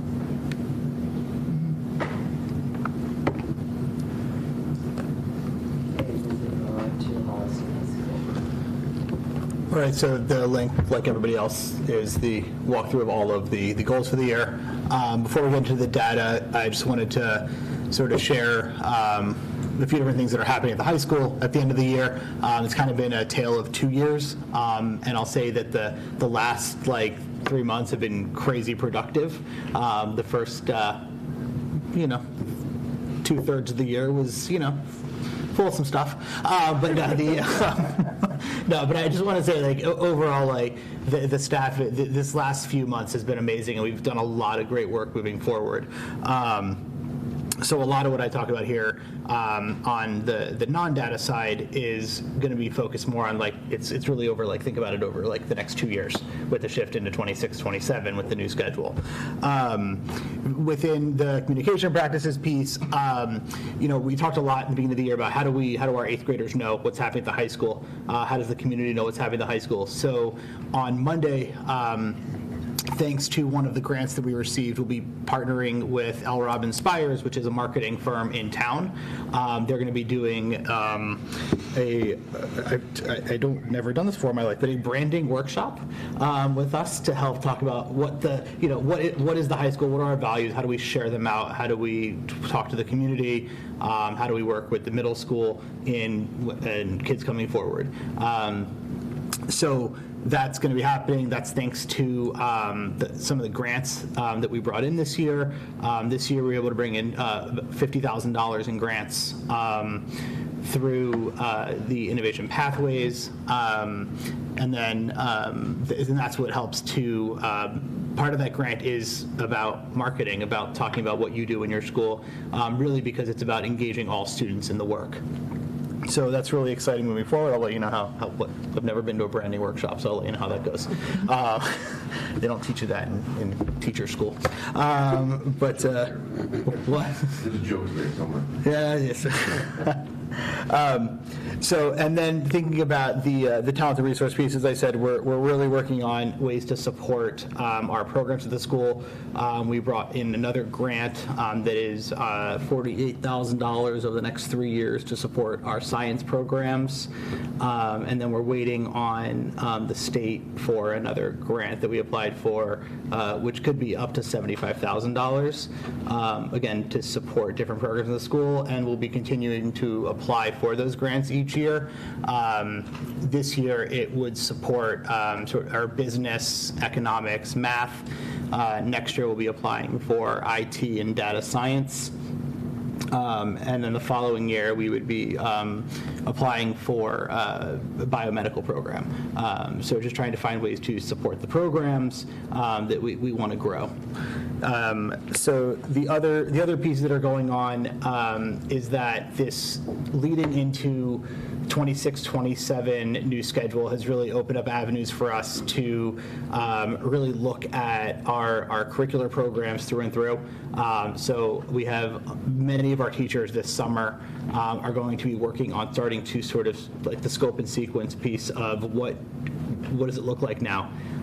Most of our classes now have more time on learning than they had before, and so what are we going to do to our curriculum? And then also working with our curriculum and interventionists to look at sort of what are those instructional practices that we want to highlight when we talk about moving our work forward. So we're doing some really exciting work, and so the goals here are, some of them kind of shifted once the schedule piece shifted as well. So it's just really exciting work that we're doing. Finally, the last piece before we get to the data piece is looking at, we've talked about this before, a way to shift DSB. So we're implementing a program which will allow us to provide more targeted supports for students. So it will allow us to really have students scheduled in. Right now, DSP lives in its own little island, so it's hard to track students. But the new program that we're bringing in will allow us to actually track, place, move students around within Power School, and that will allow us to help with the interventions for students and really bring DSP back to being a directed study block where students are getting the supports that they need. So that's really exciting moving forward, and Dan and I will be working on that this summer to get that all rolling. So, all right. Next slide. So this is where getting into really the data piece and hearing a lot about the attendance side, the data that we have at high school, which is actually much harder to get. And so looking at how we can start to find more ways to understand where our students are and what supports they need. So next slide, please. So looking at attendance this year, you can see that we're making gains in the chronic absenteeism rate. Unfortunately, the way we do tardies confuses the system. But overall, the unexcused tardies are down when we look at it overall. But it just, the system doesn't like how we do tardies, so it just has a really hard time pulling them, and we still don't know why, but hopefully that'll be fixed one day. But overall, our chronic absenteeism has gone down 2.1%. Our overall attendance, is a little bit better. We still have some work to do there. But when you really start to dig into it, we see, and you'll see this through even our, when you look at our academic data as well, that special education students, 26% of our special education students are chronically absent. And we have to dig into why. We don't know right now, but we do need some work there, because that really, when you look at the data overall, like you're seeing that skews our data a lot. So you're looking at, non-special education students are probably upwards of like 98%, and then everybody else, and then the chronic absenteeism rate for special ed students are a quarter. So we have the same thing going on, male and female. For some reason, female students, it's 15% chronic absenteeism, and then 10% for males. So not really sure. So we have to start digging into those pieces as well. This absenteeism data has been really helpful for us in terms of looking at just where students struggle, because if you look at that top chart there, that's just a symbol of student growth, and students who are chronically absent, you can see where their growth goes over the year, straight down. And so we have a lot of work to do on attendance. We've been working hard to identify and notify, but now we need to engage that. So like parents are getting notification, we're talking with parents, but we just have to do more work on re-engaging those students. So, and then, sorry, one more thing down there. And then finally, that last piece there, we have the 40 students who fall below that 80% threshold, and a lot of those have to do with some of our students in hospitalization and long-term absences. But that piece is just important for everybody to know that group exists, and that we need to make sure that we're engaging with them as well. And we have a great program for students to come back in and to re-engage with their learning, but it's but just understanding how we can support those families and those students. Just in the social emotional well-being piece, one thing we added this year is that the New England Center for Sport and Society, really working with our athletes to be able to talk about anti-bias, anti-racist work, because that is an issue that we've dealt with here. Have our coaches, not all of them are teachers, and train our coaches into how to respond when that happens on the field as well. We also are working with JRL, and our counselors in our JRL are creating modules, small group modules with students on social emotional wellness in areas just to be able to support students. And so they are started this year with some small groups, and we'll continue that next year as well. And then with our new schedule, it'll be much easier to do a lot of that work moving forward. So, all right. So this was like an interesting data dive to go into, because you're going to see three sort of pieces of data here that don't match. So if you look at that middle chart and the bottom chart, you see that that's students on grade level. On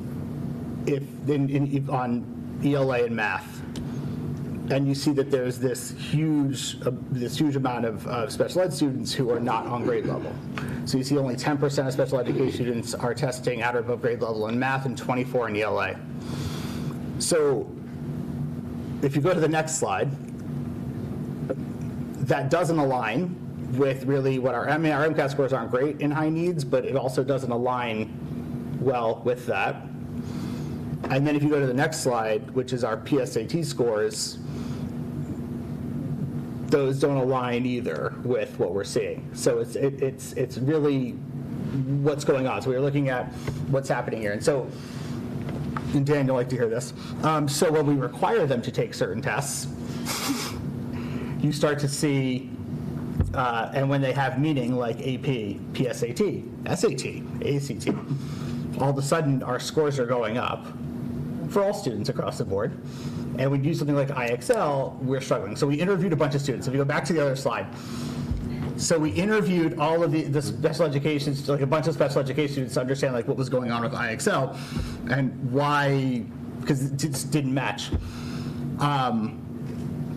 And what they said was they got really frustrated when they would miss a question and then all of a sudden they'd be like down to like grade school addition and they had no real reason or want to like do any more work on it. So like they were like, we're done. So we're going to be shifting how we work with IXL, more focused on strands. So what we'll start to do is really push out, like, we know that in this class work on this strand, we're going to push out. So the data that we're going to start looking at is more not about a totality of on grade level per se, because when we do those assessments, the kids are like, I want nothing to do with this. But when you look at the skills practice and the skills that they're becoming proficient in and mastering, those numbers are really good. So basically what moving forward is we're going to start to focus in on strands versus that overall kind of who's at 950, who's at 1050, who's at 1150, because those assessments the students aren't engaging with. And it's not great data because that's what you end up with, which doesn't match what we're seeing across the board. We're also going to be requiring, we can't really require, but we're going to be making it so that every student can take the PSAT next year. What it's been so far is it's like anybody who wants to, whatever. So we're going to have the day, all students in 10th and 11th grade are going to sit for the PSAT. More colleges are now requiring SAT again, which is now making the PSAT more popular again. So our hope is that by, having all students sit for that we'll get some they have good data that comes out of that for us for 10th and 11th grade. Also, we know that MCAS is going to be a crapshoot and because of it no longer being a graduation requirement. So we need something to measure, and the PSAT and SAT and AP, those all still hold weight. And so moving forward to requiring students to take those tests, AP when they're in those classes, and all students will take the PSAT. And we'll start that this October with students. Yeah. So when we have our kids take the AP exams, they practice, they've had a lot of exposure. And then when I hear that, I think that's a great move. But I do worry about the kids that choose not to do it, from the test anxiety about it. Just it's hard. Are we also doing something to help prepare them a bit for it, with a few weeks in advance, like this is what you can do to practice, or having them take parts of different sections so they have that confidence, and we're bringing down the anxiety levels on a test we're now making them take? Yes, so what we'll be implementing is that when, in certain classes, obviously it covers certain areas, is that you can do something as simple as like exit tickets of like, here's a question that you'll see on the, on the PSAT, or worded in a test question kind of way. I mean, that's the reality of it. When you're taking a standardized test like that, there's a way to answer some of the questions. There's a way to read some of the questions. So having our teachers, at the end of an assessment, you throw on a couple of questions that they're going to see. You learn about how to answer some of those essays in a certain way.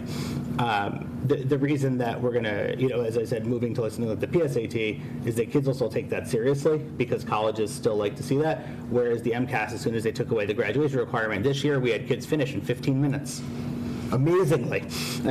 We did, and all of a sudden we had a bunch of kids who were like, we're done, we don't have anything to do. And so I'm not really sure about that data, but we know when we have kids sit for things like the PSAT, they're actually taking their time and doing it, and we can offer that in school. Unlike the SAT where that's only data, but the PSAT is something we do have a little bit of control over. So we'll still have the MCAS data, but I'm looking forward to being able to have the data on, as I said, the strands in IXL, so that way we can look at specifically, what the teacher was working on with those kids, what that data then tells us, and then something like the PSAT where we can have them sit for an exam that they feel matters, and we can prepare them for that within our classrooms as well. I can understand the high school students' perception of IXL, and you're certainly not the only high school dealing with that challenge. Yes. But I'm wondering, as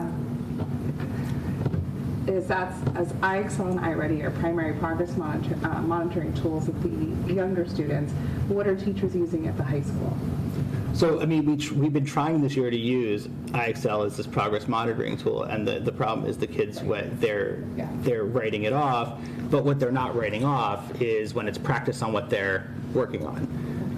And so there are different tools within IXL that we can, and I'm forgetting the small groups that we do, and I'm forgetting the name of it. And so within that, we can then use that to identify where students are struggling and then use that space for intervention. But we're just really struggling right now with getting good data on the students. And if we were to do intervention on students, some of it was like they were in grade school addition, but they just didn't want to deal with that and then have to work, because it's really hard to work your way back up once you get brought into that question you get wrong. Are there common formative or summative assessments or writing prompts at the high school? So we do have, so one of the things that we've had with Reveal, which has been really nice, is the math, that's where it's brought us back into common assessments there. And then ELA as well does that as well. So yeah, so they have their own data in the classroom that they're using, but we were looking for something that we could, have this way, but we're not finding success on one part of it. The part, again, where they're doing their skills practice, that's getting used. But the other side of it is they're struggling with it, so. Sounds like a video game. You're failing well and Is there a reason though? Now I know the jump to high school is big, but why wouldn't we see this later in middle school? It seems like it's okay when they go into 9th grade. This is what happens. While IXL in the middle school seems to be working, and we're not seeing the same. Because Karen manages that much better than I am. So They have the same struggle. Okay, so we're seeing the same thing. Yeah, and they will come and talk about it, and I'm like, well, that's when you dig deep, and we talk about resilience, and here we go, and they suck on buy into that. Yeah. Well, we also have the struggle with the schedule as far as benchmarking and the intervention. Well, yeah, we identify them, they might already be done with the class. Yes.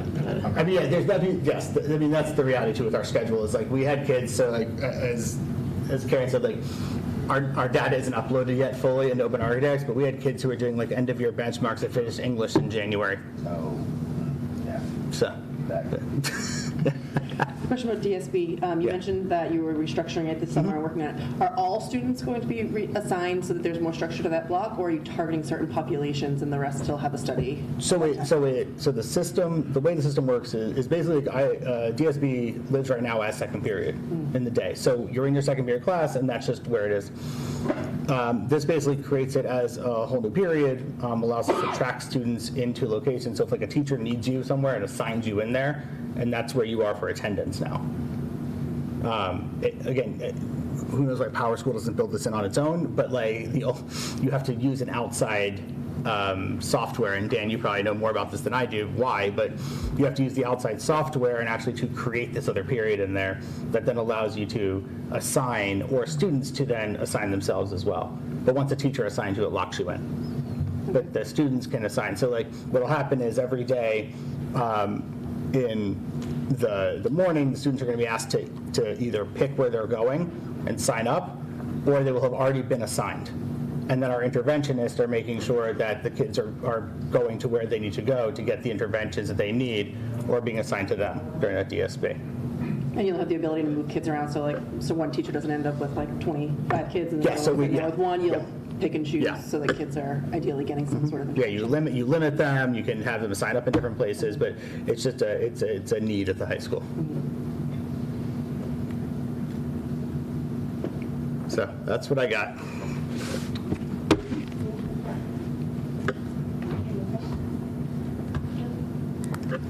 So Dan, everything you asked me about, I've addressed from the beginning of the year. So Sure. I did. I'm sorry. I watched old videos, tape. Made sure. That's it. And I hope to see you all at Pops. It really is a cool concert tomorrow night. Is it outside? It's outside, yeah.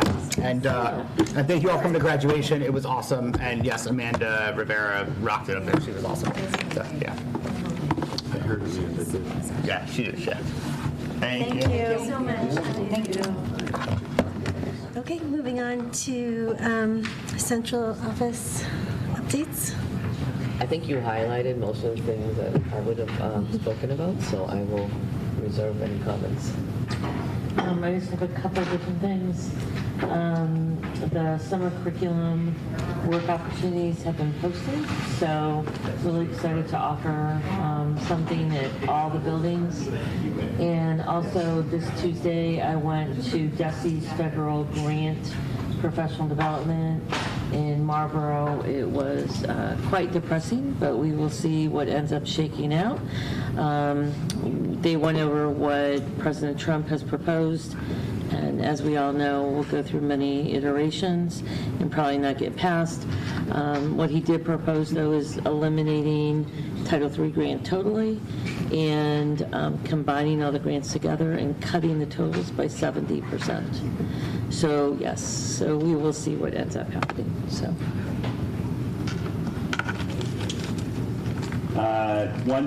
We had kind of continuing down the process of our student services director search. Last night we had our kind of open forum with good attendance of about over 40 individuals in participation to watch and listen in. We had over 20 different community questions that were posted to the Google form, and the feedback on the candidates is rolling in as we speak, day to day on that. I too, really appreciated the high school graduation. The weather held out. It was just gray enough and not hot enough to really sweat it out, so I was excited about that. Pop's concert, I'm looking forward to that, and that we also had earlier this week, it was the Miller music concert. Really excited about the progress that program has been demonstrating, and looking forward to the next several years as the continuity that grows within the music program here in Holliston. Lastly, Jay Patel is a rock star here in Holliston, the student who presented on Project 351. I can remember him when he was a 5th grader visiting up at the middle school for 6th grade. Quiet little kid, poking around. You couldn't, at all, but ultimately progressed and led and began to lead, and at the middle school level was named our 8th grade Project 351 ambassador as well. And just watching him grow over these last several years, it's been a fun sight to see. And then lastly, following the lead of Project 351, I would be remiss if not this our last meeting to be acknowledged Juneteenth next week, and want to recognize it as its significance as a remembrance of the end of slavery and a celebration of freedom, resilience, and the ongoing pursuit of justice and equality. I also just want to reaffirm the district's commitment to human rights and fostering inclusivity, and just a special thanks to some of our community members and administrators and teachers that have been actively working that over the last couple weeks as we kind of continue to not be as a community sheltered from the impacts of some of the things going on in our country. Thank you. Can I just add on the Project 351, the Celtics playbook? I applied for that 3 years ago, and we had 2 high school students that have since graduated. Jay took it on last year as a sophomore. He asked to do that work, And I went to a bunch of the presentations, and he's a very different student now than he was then. The program really fosters that public speaking, the growth. He's done an amazing job. But also he spoke at my legislative breakfast this year to a room full of, well, he actually ended up having taped it because he ended up having he was at DECA. But his plan was to come speak with them, but they could not believe just on video how impressive he was. So, I mean, these are the students we're growing here, and these programs do matter. And just that whole, as he talked about sprinkling the work, the middle schoolers now coming up. We've had this is our third year of it, so you're going to see this program grow, and the peer leaders grow as they enter high school as well. So it's really a great program. Since I'm here, I can share an auditorium update. But, sure. We met with the vendor to do the high school auditorium, if you recall the lighting project. So it looks like that's going to happen the end of July. It's going to last about a week, and then the project will be finished. The theater director is extremely excited. There's a student who does the lighting now, extremely excited. So it should be really neat what we end up with in the auditorium. That's great. Is it a two-part project, or is this the one? This is a one part. Okay. They did inform me, I might as well lay it all out there. The dimmer panel this is not a complete overhaul of the dimmer panel. Yeah. It's going to be, he called it sort of a Band-Aid. So he said it should give us 5 to 10 more years based on his experience. So we're going to get a new high school budget. Yeah. I don't think I mentioned just the date when I mentioned the coalition meeting. It's June 17th. We are looking for, we already have people signed up for that. I think I have it set so the reminder's going out again a couple more times. So it's our first community forum where we're partnering with the town, so we're excited about that. And then there's nothing else. I'm all good. Okay. And I was going to move on to celebrating our retirees. So let me just pull that up.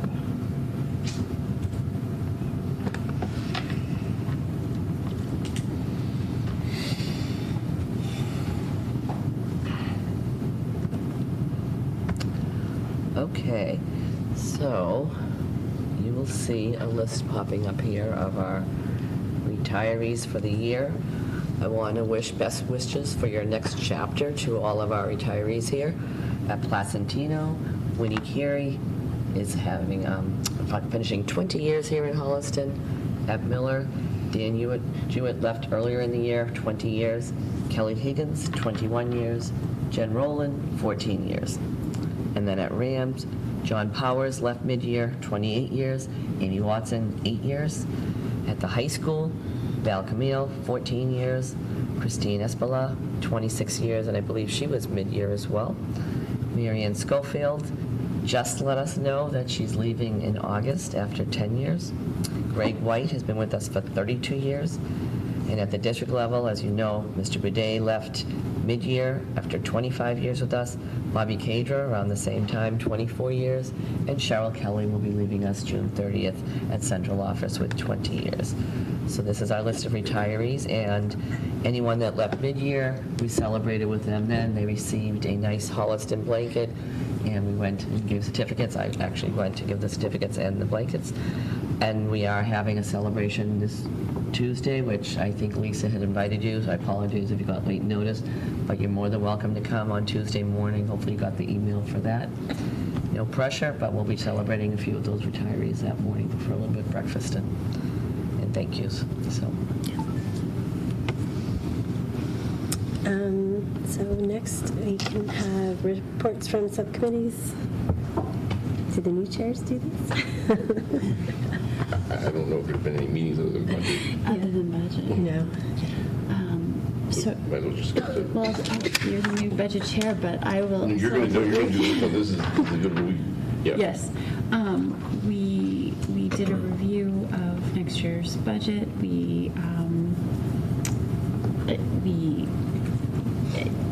I guess we've gone back and reduced on the. Are we going to go through each of the positions as well? No? Yeah, well, we're going to vote on them. Yeah, we have to vote on it. So the ELL position, we had come in before at a 1.0, and because of some reductions in student enrollment and numbers, it was a recommendation to reduce it by a 0.42 down to 0.58. We would still have the 1.0 kindergarten teacher and the 6-hour math tutor. yeah, the 6-hour math tutor at Rams. So we had, why don't we do two separate motions and explain? Okay. So do you want to get a little more background? Yeah, go ahead. Take So, the reins. so Dr. Jordan has been doing a lot of deep dive and digging into our budget, and as we learn more as time goes on, we've found a little bit of extra favorability. So some of the priority needs and then some of the enrollment stuff led to the need for an additional kindergarten teacher. We really needed the ELL position, and then obviously the tutor at Rams, and so. That is essentially what we voted to support, to just sort of make it official. That said, when you sort of take it all together, our overall budget is still going to be within the town's appropriation for these items. Then there's one other position that we're going to sort of talk about and have a separate motion on, which is which would bring it closer to sort of the town's appropriation, maybe slightly above it at this point, but. As Dr. Jordan will tell you, the number shifts minute to minute, so you never know what's favorable one day could be unfavorable the next, and so. But these are important positions for the district, and so we voted to support 0.58 for the ELL, 1.0 for the kindergarten teacher, and 1.0 for the 6-hour math tutor. At Rams. Right, so motion, well. So I'll make a motion, this was our recommendation, so I'll make a motion to approve those positions. And second by Dawn. All in favor? That carries 7-0. Do you want to do the next one or what would you? We can kind of go through it together.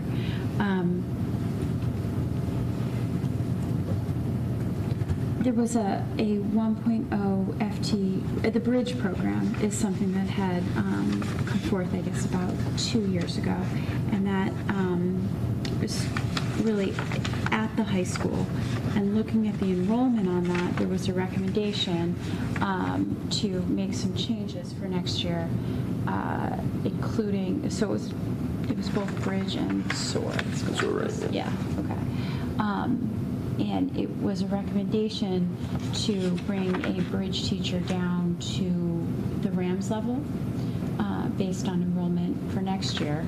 And then there would be a reduction in the SOAR program at the high school from 2 teachers down to 1 teacher and 4 paras, so an adjustment of staff.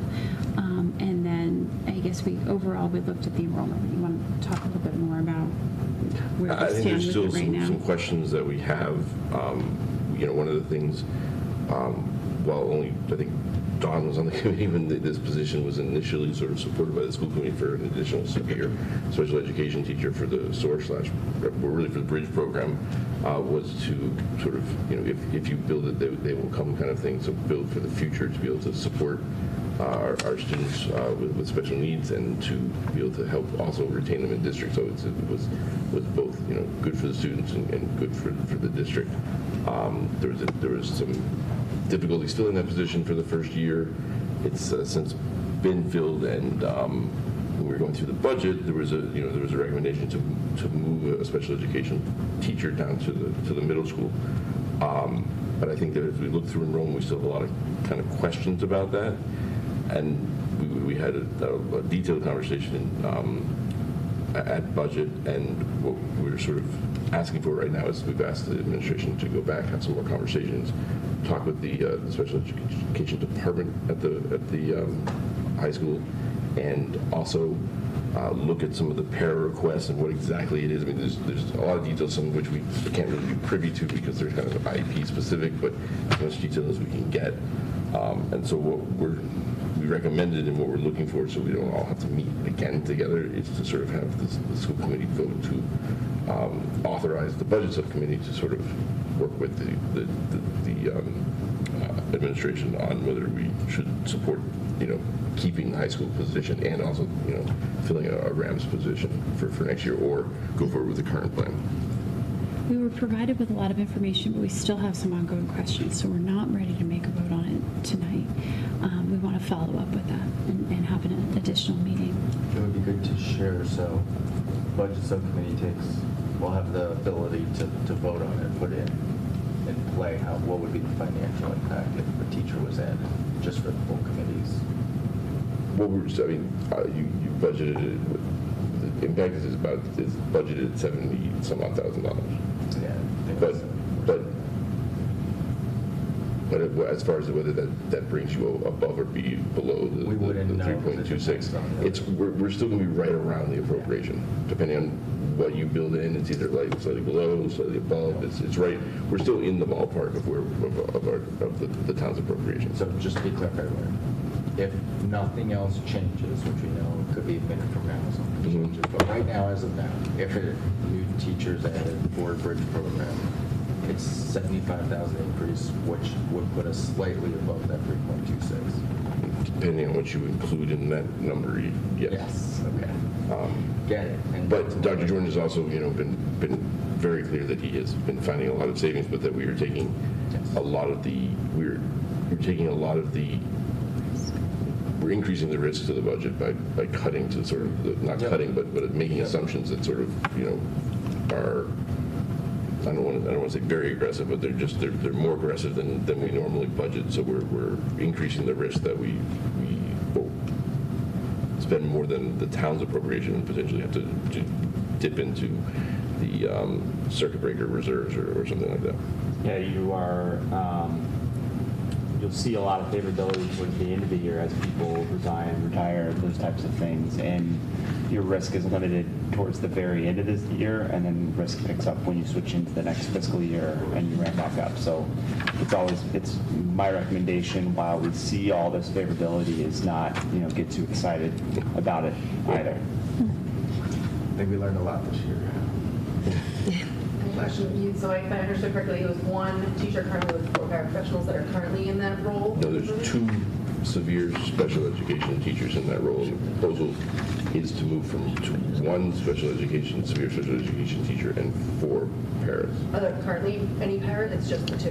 I'm just wondering. That's what we're trying to get a little more. Right, but that's an issue of keeping and qualified paraprofessionals and getting them into our system and sticking around. We've got a lot of turnover in those roles. I'm just curious about the logic behind putting 4 into that. So because I don't have the details on the IPs, I would have to rely on our student services director. However, the way it's written, my presumption would be that they are actually tied to the grid of those students. So you could still have 2 teachers and the 4 paras, because you might have a 1-on-1 or 2-on-1. So just adding the teacher doesn't negate or necessarily take away paras. And Tracy, that's exactly to the heart of some of the questions we still had about this. We were provided with a lot of information, but still digesting it and asking more questions about it. So we weren't ready to make a...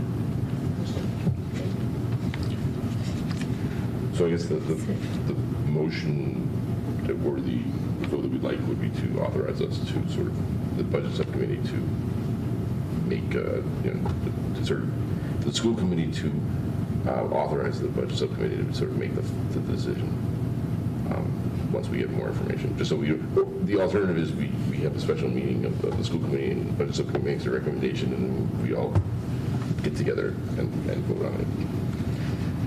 So it was an attempt to try to limit the number of meetings, especially so we can. How do you feel about that? So is there a second on that? I can second it, and then we could talk about it, unless you don't have any questions about it. Okay. So second by Don. All in favor? That carries 7-0.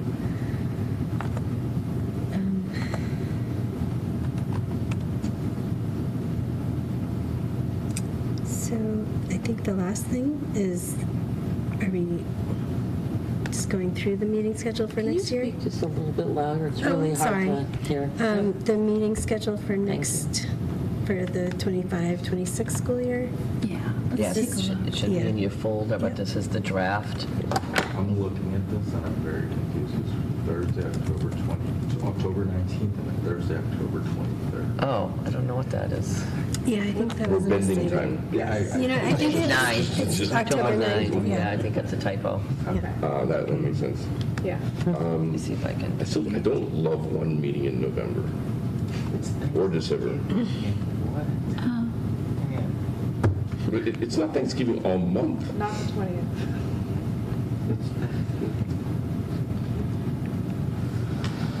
Don't be the Grinch of Thanksgiving. On the Grinch of Christmas, not Thanksgiving. We're really good at setting up More meetings. I know. This is true. Leave some wiggle room and then maybe you want to.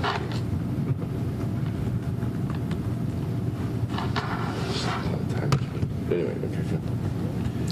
Well, look at April. You got Okay, 3 so- meetings. I got 3 weeks in April. What I think is, No, I got- October's with Take a- Thursday, Thursday, No, it's done. and Thursday, 30. I think it's supposed to be October 9th.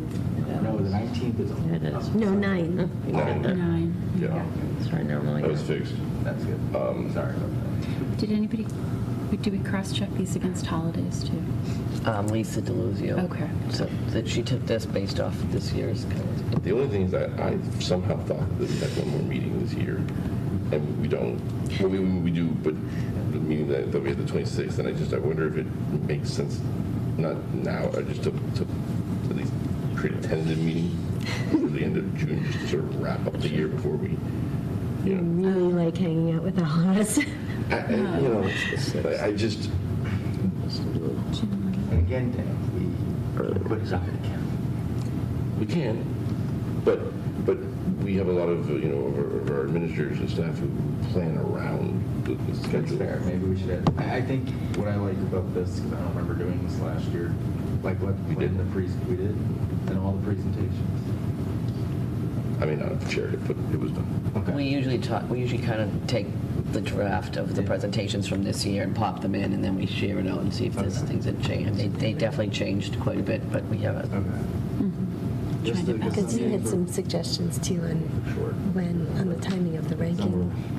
Yes, the ranking presentation we so want that to do might differently, move around. because we'd like to do that in the fall after we have our MCAS data, which we may not want to discuss if it's on the high school what he's sharing, but. Look at the state trials. Yeah. Right, it should be similar, right? Yeah, it will be similar. That would be interesting. When is priority needs? Is that the 22nd? That is, yes, that would be January 22nd. So when if these dates are okay, then what I'll do is I'll have her go back and look at this year's and kind of pop in what we had, and we can move things around. I after guess would we be doing the 3 parts of our budget? We would be doing the part 1 as early as December 11th? No, part 1 would be November 13th. Oh, before the January 18th, so that does seem a little... That's basically what we did this year.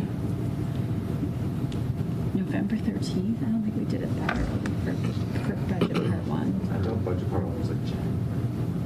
No, it was late November, early December. Oh, we did have the November 27th. Payroll for fiscal year 26 was November 14th. Okay then. It worked. Sort of.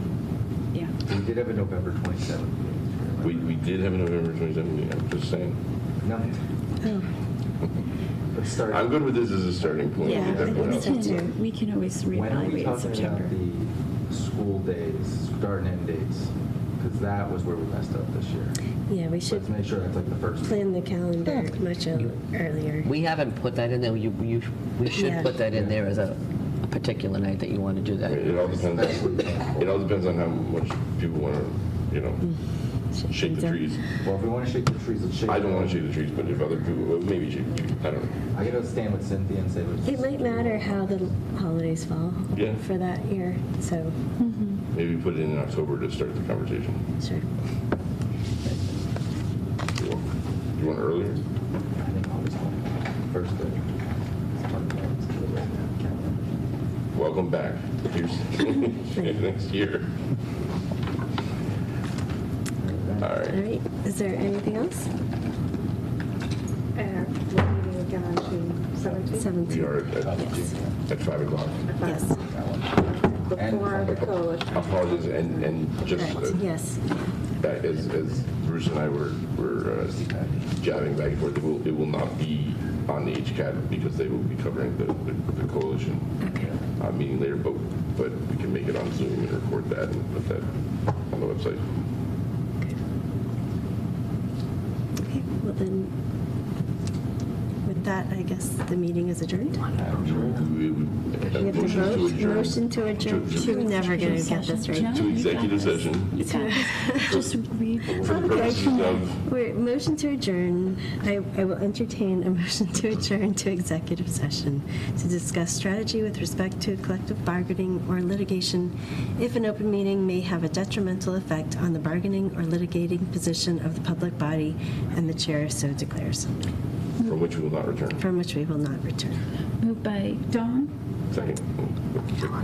Second. second by Hillary. Is this a roll call vote? This is a roll call. Okay. Tracy? Joe? Yes. Frank? Yes. Hillary? Yes. Dan? Yes. Dawn? Yes. And I'm a yes. Thank you very much. Good night.